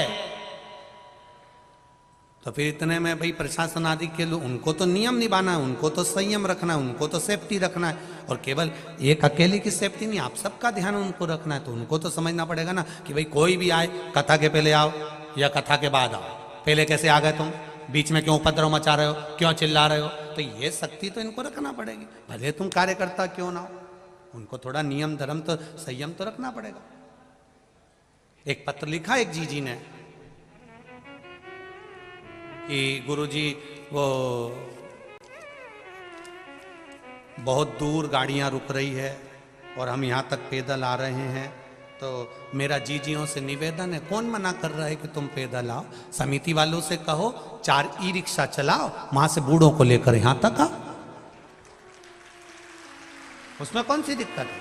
पर प्रशासन अगर रोक रही है बाहर, इसलिए रोक रही कि घटना ना घटे, ट्रैफिक जाम ना हो, कष्ट ना हो, और आप तो फिर भी ठीक हो जो केवल कॉलोनी से यहां तक अंदर आ रही हो। और जगह कथा होती है तो 4 से 5 किलोमीटर तक लोग सिर पे बैग रख रख कर पैदल चलते चलते शिव महापुराण तक पहुंचते हैं। ये तो फिर भी यहाँ की प्रशासन को धन्यवाद दूंगा मैं, पुलिस प्रशासन को, जिन्होंने सही तरह से इसको साध रखा। मना नहीं है, थोड़ा सा नियम अपने को भी बनाना पड़ेगा, थोड़ा अपने को भी साधना पड़ेगा, तब तो कार्यक्रम सफल होगा। मम्मी क्यों डांटती है बच्चों को, नीचे बैठ, बच्चों को क्यों डांटती है, जो बच्चा बिगड़े ना, काम ना बिगाड़े, तो कुछ गलती ना हो। उसी तरह अपने को, चाहे समिति हो चाहे प्रशासन हो, सबको साथ लेकर इस कार्य को पूर्ण करना है, आनंद के साथ। और बहुत मैं समिति को भी कहूंगा और प्रशासन को भी कहूंगा, बहुत अच्छे श्रोता बहन भाई कथा सुनने आ रहे, एकदम साइलेंट रहकर कथा सुनते हैं, धन्य है। जब हम यहाँ आ रहे थे कानपुर तो किसी ने कहा था वहां तो बहुत कथा होती है, लोग अपनी मस्ती में लगे रहते, कहीं कथा वथा कोई नहीं सुनता। हम उनको दिखाना चाहते हैं, एक बार आकर देखो कानपुर की इस पावन धरा पर, कल्याणपुर में जितनी मेरी माताएं बैठी हैं, जितने पुरुष बैठे हैं, इनके भीतर का भाव देखिए कि किस दिल से कथा सुन रहे हैं, किस मन से कथा सुन रहे हैं, एकदम साइलेंट रहकर। कहने वाला कुछ भी कहे, दिखता है तो लगता है। मैं आप जितने भी श्रोता भाई बहन बैठे हैं उनको नमन करता हूं, आपके चरणों को, बहुत सुंदर भाव से आप कथा का रसतत्व ग्रहण कर रहे हैं। और यहाँ की जो मीडिया है, पत्रकार बंधु हैं, उनको भी धन्यवाद देना चाहूँगा कि आपकी कलम बहुत सुंदर सुंदर चरित्र अखबारों में लिख रही है। आपको नमन, सोशल मीडिया को भी और जितनी मीडिया है सबको नमन। आपका प्रेम झलक रहा है आपकी कलम के माध्यम से। शिव कृपा, देवर्षि नारद के भीतर अभिमान प्रकट हो गया, पर देवर्षि नारद ये नहीं जान पा रहे हैं, देवर्षि नारद के भीतर यह भाव नहीं आया कि कामदेव क्यों कामदेव को देखकर नेत्र खोला। ये संबंधों की बात है, ये रिश्तेदारी की बात है। ये कई संबंध ऐसे होते हैं जो सामने नहीं बोले जाते।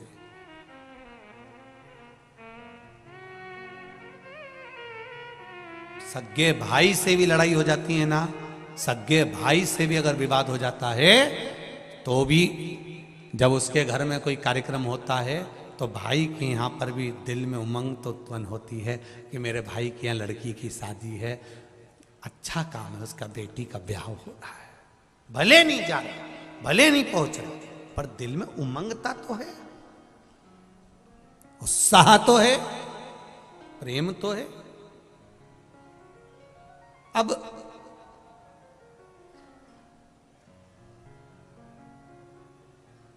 देवऋषि नारद के भीतर अभिमान आ गया, तो देवऋषि नारद ने शिवजी को नीचा दिखाने के लिए समाधि लीन हो गए, तप करने लगे। सब ने समाधि को डिगाया, नहीं डिगे। अंत में कामदेव आया, कामदेव भी देवऋषि नारद को नहीं जीत पाए। तब देवऋषि नारद ने कामदेव को जीत लिया, और जीत लिया तब सबसे पहले देवऋषि नारद शंकर भगवान के पास में गए, क्योंकि ये काम को नहीं जीत पाए थे।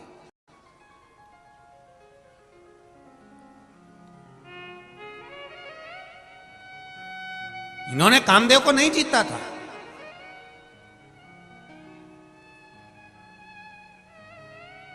आप उन्नति की सीढ़ी पर आगे बढ़ रहे हो, आप उन्नति की सीढ़ी पर अग्रण्य बढ़ रहे हो, मना नहीं, खूब बढ़ो,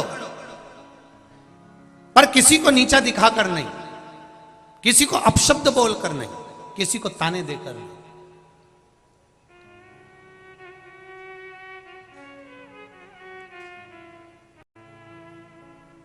एक शिव भक्त की एक बात आती है, जिसका नाम था शिवदास। कर्नाटक में रहता था शिवदास, और जब वो जन्म लिया तो उसके जन्म के बाद में उसके माता पिता चले जाते हैं और वो अकेला रहता है, लकड़ी बेचकर अपना यापन करता है। कर्नाटक का शिव भक्त है शिवदास। 24 घंटे भगवान की भक्ति में डूबा रहना, शिव जी का गुणगान करना, शिव स्मरण करना। और शिवदास लकड़ी लेता, लकड़ी को सिर पे रखता, बेचने जाता, बेच कर आता, थोड़ा सा धन, उतना ही पैसा लेता जिस पैसे से किसी ब्राह्मण को भोजन कराकर खुद भोजन कर लेता। उसका नियम था, अतिथि को भोजन पहले कराता था, फिर स्वयं करता था।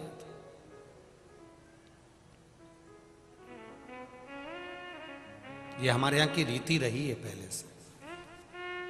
उत्तर प्रदेश में तो इधर साइड का तो नहीं मालूम हमको, पर काशी से और आगे जब जाते हैं तो वहाँ एक नियम है, अब इधर भी होना तो चाहिए ऐसा नियम, कि जब कोई अतिथि आता है तो सबसे पहले उसके सामने गुड़ या शक्कर या मीठा, लड्डू, गुलाब जामुन जो भी घर में होता है वो उसके सामने रखा जाता है। पानी भी बाद में आता है, पहले मीठा। इधर होता है क्या? है इधर नीति? बहुत बहुत धन्यवाद आपको, आप पूर्वजों की रीति को निभा रहे हैं उसके लिए।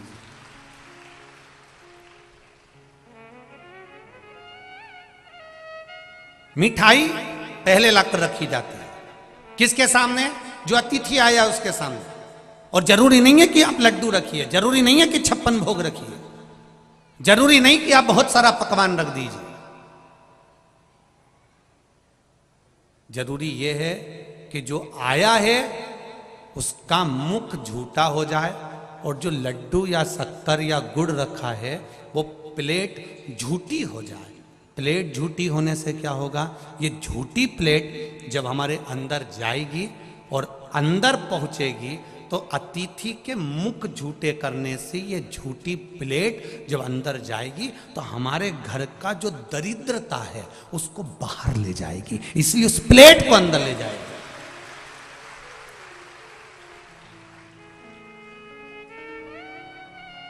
ये झूठी प्लेट हमारे अंदर चले जाए, जो झूठी प्लेट अंदर की ओर जाए तो ये हमारे घर की दरिद्रता को, घर की दरिद्रता कब समाप्त होती है? जब हमारे यहाँ कोई अतिथि आता है, मेहमान आता है और वो हमारे यहाँ रुकता है, भोजन करता है, या मुख झूठा करता है, पानी पीता है और जाता है। उसका झूठा पात्र जितनी घड़ी, जितने पल, जितने समय हमारे घर में रखा रहता है उतने समय वो घर की दरिद्रता को दूर भगा देता है। इसलिए हमारे उत्तर प्रदेश का नियम है कि मुख झूठा कराना और प्लेट को अंदर ले जाना, ये हमारे यहाँ की रीति बनी हुई। इसलिए कहते अतिथि देवो भव, अतिथि देव सम्मान हम क्यों करते?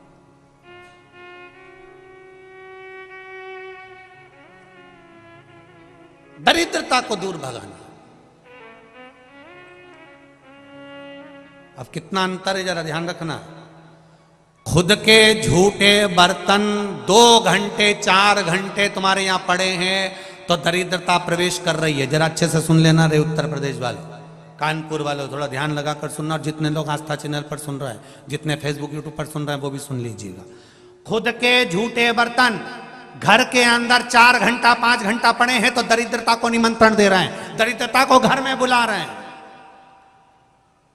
और अतिथि का झूठा बर्तन घर में पड़ा है तो दरिद्रता को बाहर भगा रहे हैं। जरा समझ लीजिए अच्छे से।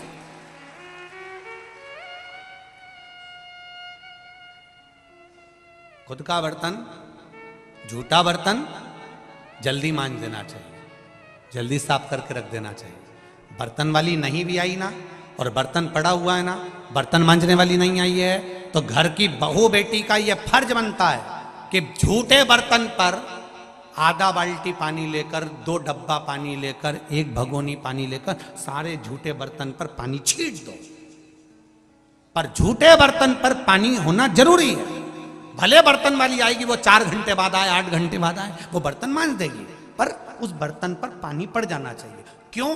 घर में 1 रुपया आएगा, 1.25 रुपया खर्च होगा। एक व्यक्ति की तबीयत खराब होगी, दूसरा ठीक होगा, तीसरे की तबीयत खराब होगी, चौथा ठीक होगा, 5वें की तबीयत खराब होगी, छठा ठीक होगा। और जरा जरा सी बात में अगर विवाद हो रहा है, पानी ढुल गया तो विवाद, पलंग का कुछ काम हो गया तो विवाद, एक कटोरी गिर गई तो उसके पीछे विवाद। ये उसी के घर में होता है जिसके घर में खुद के झूठे बर्तन 2 या 3 घंटे तक पड़े रहते हैं। उसके घर में ये तीनों चीज जरूर होगी, ये निश्चित है। कोई ना कोई बीमार जरूर पड़ा रहेगा। 1 रुपया कमाओगे, 1.25 रुपए खर्च जरूर होगा। घर में पैसा नहीं दिखेगा, टिकेगा नहीं। चाहे कितना भी 4 जगह से कमा ले तो भी घर में पैसा नहीं दिखेगा। और तीसरे नंबर पर घर में जरा जरा सी बात में खटर पटर होगी। समझ लो कि तुम्हारे झूठे बर्तन तुम्हारे घर में 3 घंटा या 2 घंटा या 2.5 घंटे से ज्यादा पड़ा हुआ है। तो उसका एक ही साधन हो सकता है, झूठे बर्तन पर घर में से 1 जग पानी भरो, और भले बर्तन वाली 6 घंटे बाद आए, मना नहीं, पर झूठे बर्तन पर थोड़ा पानी छीट दो। उससे क्या होगा, आपकी तरफ से वो झूठन को समाप्त कर दिया गया है। फिर आपको वो दोष नहीं लगता, ये निश्चित है। फिर दोष नहीं लगेगा। फिर वो बर्तन वाली 4 घंटे में आए, 6 घंटे में आए, 8 घंटे में आए, कोई दिक्कत नहीं। पर हमने पानी पिया, पटक दिया, हमने खाया, पटक दिया, पोया खाया, पटक दिया, चम्मच पटक दिया, गिलास पटक दिया। पूछो क्यों पड़ा है? तो बर्तन वाली आएगी तो आएगी, तो पानी तो थोड़ा सा डाल दो उस पर, थोड़ा झूठा। नहीं तो तुम्हारी आपस में विवाद होगा, तुम्हारा ही आपस में झगड़ा होगा, तुम ही आपस में सुखी से नहीं रह पाओगे, शांति से नहीं रह सकोगे। उसको थोड़ा समझो तो कि हमारा विज्ञान क्या कह रहा है, हमारा शास्त्र क्या कह रहा है। झूठा पात्र उठाकर एक साइड। महाराज देव ऋषि नारद शिव जी के पास में पहुंच गए। भगवान शंकर के पास में जाते से ही देव ऋषि नारद जी ने कहा, आप कामदेव को नहीं जीत पाए, पर मैंने कामदेव को जीत लिया है। कामदेव को मैंने जीता है, आप नहीं जीते हो। आपने कामदेव को नहीं जीता है, पर मैंने जीता है। जैसे ही सुना कामदेव को मैंने जीता, शिव जी ने अपने गले की रुद्राक्ष की माला उतार कर देव ऋषि नारद के गले में पहना दी और कहा, नारद जी आप बैठो तो, इतना बड़ा काम आपने करा है, कम से कम बैठो तो। देव ऋषि नारद बोले, मुझे दूसरी जगह जाना है, इतना मेरे पास में समय नहीं है। रुद्राक्ष की माला पहनकर जब जाने लगे, शंकर भगवान ने हाथ जोड़कर कहा, आपने जो कहा ये बात अब आप किसी को मत कहना कि शंकर भगवान कामदेव को नहीं जीत पाए और मैंने जीता। ये बात किसी को मत कहो, जनता को तो वैसे ही मालूम पड़ जाता है कि इनने जीता। किसी को बोलने से क्या फायदा, किसी को बताने से क्या फायदा। क्यों बोले? नहीं माने नारद जी। नारद जी चल दिए, सीधे देव ऋषि नारद पहुंचे भगवान विष्णु के पास, भगवान नारायण के पास। नारायण श्रीमन्नारायण नारायण श्री श्री शिवाय नमस्तुभ्यं भोला सब दुख काटो मारा ओ भोला सब दुख काटो मारा शिव शंकर जपो तेरी माला भोले बाबा जपो तेरी माला भोला सब दुख काटो मारा ओ भोला सब दुख काटो मारा। भगवान शिव से ओगड़दानी से सुनने के बाद भी देवऋषि नारद सीधे भगवान विष्णु के यहाँ जाकर भगवान नारायण के पास खड़े होकर उन्होंने कह दिया, जिस कामदेव को शंकर भगवान नहीं जीत पाए उस कामदेव को मैंने जीता है। ये शब्द जब नारायण के कानों में गया तो नारायण की आंख से अश्रु बह गया, आंख से आंसू बहने लगा। देखिए जरा, स्मरण करिएगा थोड़ा सा। शिव जी के शब्द को सुनकर, देवऋषि नारद के वचन को सुनकर, शंकर भगवान की वाणी के शब्द को सुनकर, देवऋषि नारद के शब्द को सुनकर रोने लगे भगवान विष्णु। लक्ष्मी जी ने पूछा, तुम क्यों रो रहे हो? तो कि नारद जी का अहंकार झलक गया, देवऋषि नारद का अभिमान झलक गया। ये अभिमान ठीक नहीं है नारद जी। निंदा करने वाला और निंदा सुनने वाला, ये दोनों महापापी होते हैं। इस नारद को तो निंदा करने के कारण से शंकर जी की निंदा करी है, इसलिए बंदर का मुंह लगेगा, पर मैंने निंदा इन कानों से सुनी है इसलिए मुझे घोड़े का मुंह लगेगा। भगवान विष्णु को घोड़े का मुख लगा था, हयग्रीव अवतार हुआ था भगवान का, केवल निंदा सुनने के कारण। जितने भी लोग कथा सुन रहे हैं बड़े ध्यान से सुनना, शिव जी की कभी निंदा नहीं करना और ना कभी निंदा सुनना। अगर कोई निंदा करे तो उठकर चले जाओ वहां से, हमें नहीं सुनना। हम शंकर की निंदा नहीं सुन सकते। तुम्हें करना करो, भगवान ने तुम्हें बनाया ही निंदा करने के लिए।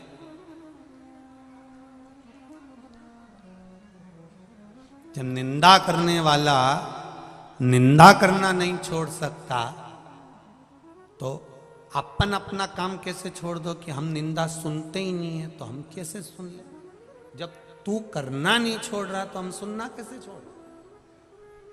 हमें नहीं सुनना,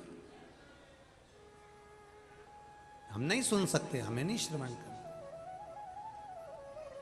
भगवान विष्णु ने कहा, नारद जी तुम्हारा अभिमान। देवऋषि नारद जी ने कहा, मैंने कामदेव को जीता और आपने मुझे बैठने का नहीं कहा। भगवान कहते हैं बैठने का कैसे कहते हैं? शंकर भगवान ने तुम्हें बैठने के लिए जगह दी, तुम नहीं बैठे। तुम्हें बैठने की जब जगह मिली तो तुम नहीं बैठे, और तुम मेरे यहां आकर कहते हो कि बैठ जाओ। ये दुनिया के लोग दो मुंहा बातें करते हैं। किसी गरीब के घर में अगर शादी में जाएंगे और माता पूजन में या कोई कार्य में 2 घंटा लेट भी हो गया तो किसी के मुख से आवाज़ नहीं आती, और किसी पैसे वाले के यहाँ शादी में जाएंगे और मैं 2-3 घंटा लेट भी हो गया, गरीब के यहाँ होगी तो तुरंत कहेंगे टाइम लग गया, इतना समय हो गया, ये समय बोला था, ये समय बोला था। और पैसे वाले के यहाँ अगर होगी तो कोई बात नहीं, चल रहा है जैसा चलने दो, होगा जब देखा। जमाना बड़ा विचित्र।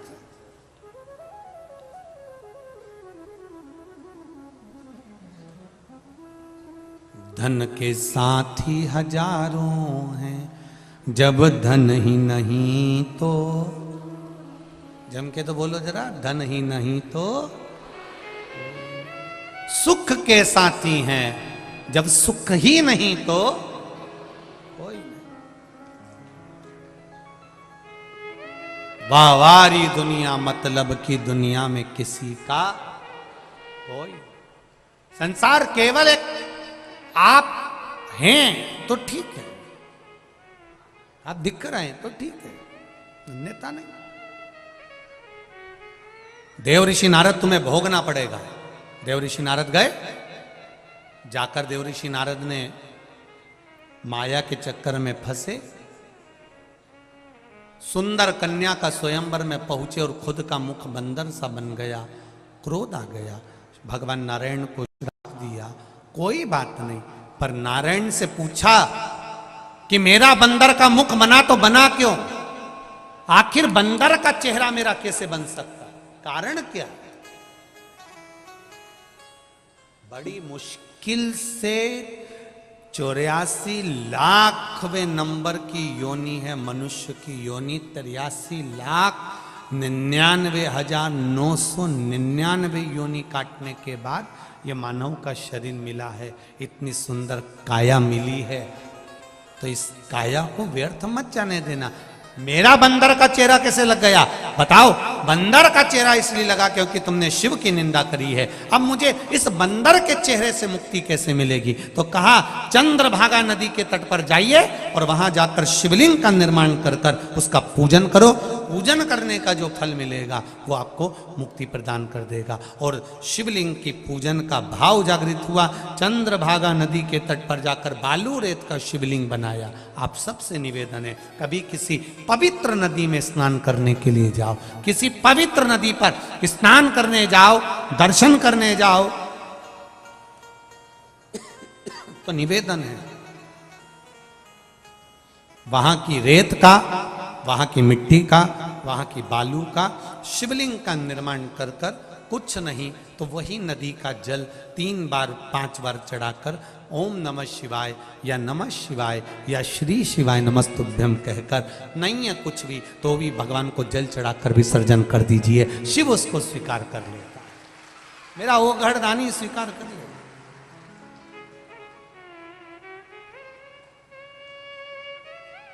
किसी पवित्र नदी पर जाए, वहां जाकर एक बात और अच्छे से सुन लीजिए। आपको लग रहा है कि शरीर में बड़ा रोग होने वाला है, आपको लग रहा है कि मेरा शरीर में डॉक्टर कोई रोग कोई बीमारी बड़ी ना बता दे, तो निवेदन है महीने में एक बार धतूरा, धतूरा देखा है सब लोगों ने? जो धतूरा होता है जिसमें कांटे कांटे होते हैं, उस धतूरे को हल्दी में भिगोकर शिवजी को महीने में कम से कम एक बार चढ़ा दिया करो। कोई शरीर में जिंदगी में कभी बड़ी बीमारी तुम्हारे सामने नहीं आएगी, शिव उसको संभाले। धतूरा भगवान शंकर को चढ़ाने से रोग की समाप्ति होती, रोग समाप्त होता। एक पत्र आया है, उस पत्र में किसी का लीवर पूरा डैमेज हो गया, पूरा लीवर उसका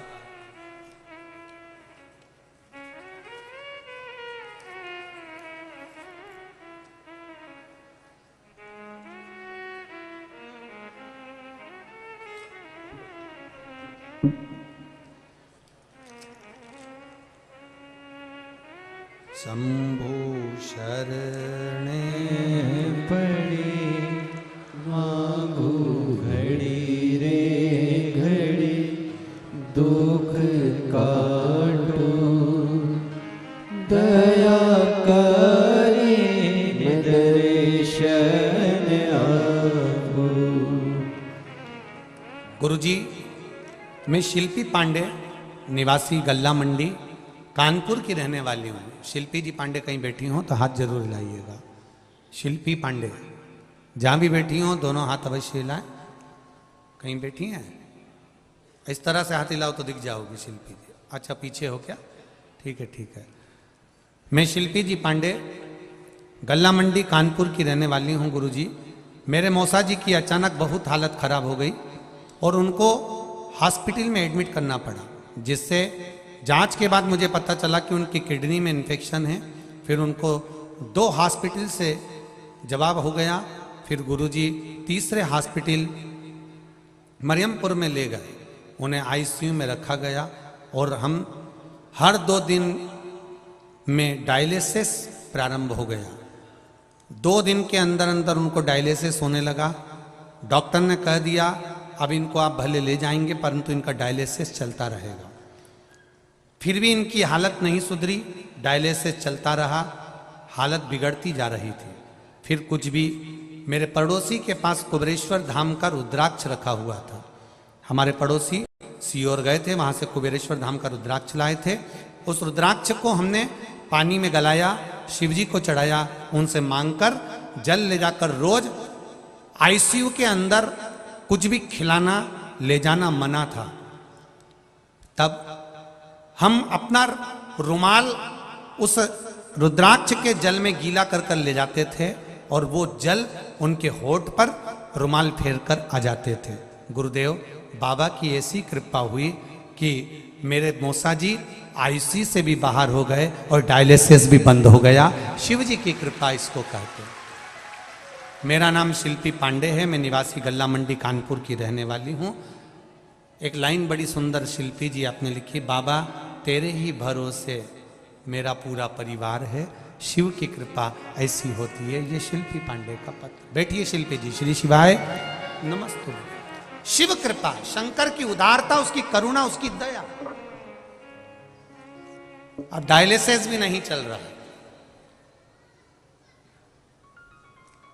शिव को चढ़ाया गया जल, उस जल का आचमन हमें सुख देता है।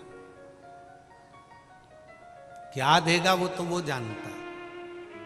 आप लोग तो 7 दिन की कथा सुनो, 7 दिन के बाद में जब कथा विराम हो तो उससे 3 महीना बाबा से जो तुमने बोला है दिल से अगर सुनी होगी और दिल से अगर बोला होगा तो वो दिल से देगा भी निश्चित है। आप तो सुनो दिल से, दिल से श्रवण करो। अविरल भक्ति के साथ। नारद जी कह रहे हैं मेरी गति, चंद्रभागा नदी के तट पर शिवलिंग का निर्माण करना, उसका पूजन करना, तब जाकर देवऋषि नारद का सही स्वरूप आना, शिव जी को स्वयं आकर दर्शन देना। कह दिया नारद निंदा से थोड़ा सा दूर रहो, सब निंदा चल सकती है पर शंकर की निंदा ना तो सुनी जाए और ना करी जाए। अगर कोई फेसबुक, यूट्यूब, व्हाट्सएप काय पर भी अगर कोई शंकर जी के प्रति गलत पोस्ट भी कर दे तो उसको वहीं की वहीं या तो डिलीट कर दो या आप वहाँ से बाहर निकल जाओ। जवाब देना है तो इतना जरूर दे दो कि भाई तू पहचानता नहीं, जानता नहीं तो क्यों शिव निंदा में लगा हुआ है। शंकर की आराधना करो, निंदा नहीं करो। शिव करो शंकर की आराधना।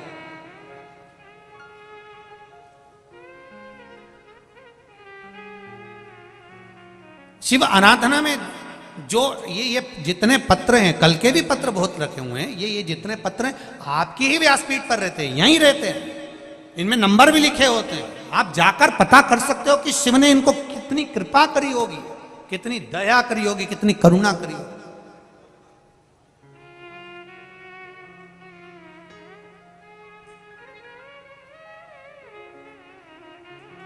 यहां यूपी में, उत्तर प्रदेश में, अभी काशी में कथा हुई, उसके बाद में ये कथा उत्तर प्रदेश की ये कल्याणपुर कानपुर में हो रही है। हमारा तो यहाँ पर ज़्यादा आना जाना भी नहीं होता, हमने पहले भी कहा। यहाँ किसी से ये प्रशासन के लोग भी रहते हैं और कार्यकर्ता भी रहते हैं, हम लोग मिलते भी नहीं, हम व्यासपीठ से कहते हैं, हम किसी से ज़्यादा मिलते नहीं। अपना भजन करना, मंत्रमाला जपना, नाम जाप करना। जो जजमान परिवार उन कथा में बैठे हैं और आप सब लोग जो कथा में आए हैं, बाबा आप सबका कल्याण करे, उसके लिए श्री शिवाय नमस्तुभ्यम दिन भर जपो, भजन करना, कथा का समय हो कथा करना और भगवत भक्ति में लगना। आप तो ज़्यादा मिलना का कोई क्रम होता है ना कोई। मिलना है आप लोगों से तो हम तो इतना कहते हैं, आप हमसे मिलने की जगह प्रयास करो कि मेरा देव अधिदेव महादेव से मिलन हो, बस इतना प्रयास करो, कोई आस नहीं। हाँ, सीहोर कुबेरेश्वर धाम का कंकर संकर है, वहां आने वाला व्यक्ति, वहां धोक लगाने वाला व्यक्ति, वहां लोट लगाने वाला व्यक्ति, वहां दंडवत करने वाला व्यक्ति, यह विश्वास जरूर है कि कंकर संकर की भूमि कुबेरेश्वर धाम में जो गया है वो खाली तो नहीं रहा है, ये निश्चितता। और वही कुबेर भंडारी यहां है साथ, वही कुबेरेश्वर महादेव 7 दिन यहां, आपकी भक्ति प्रबल हो।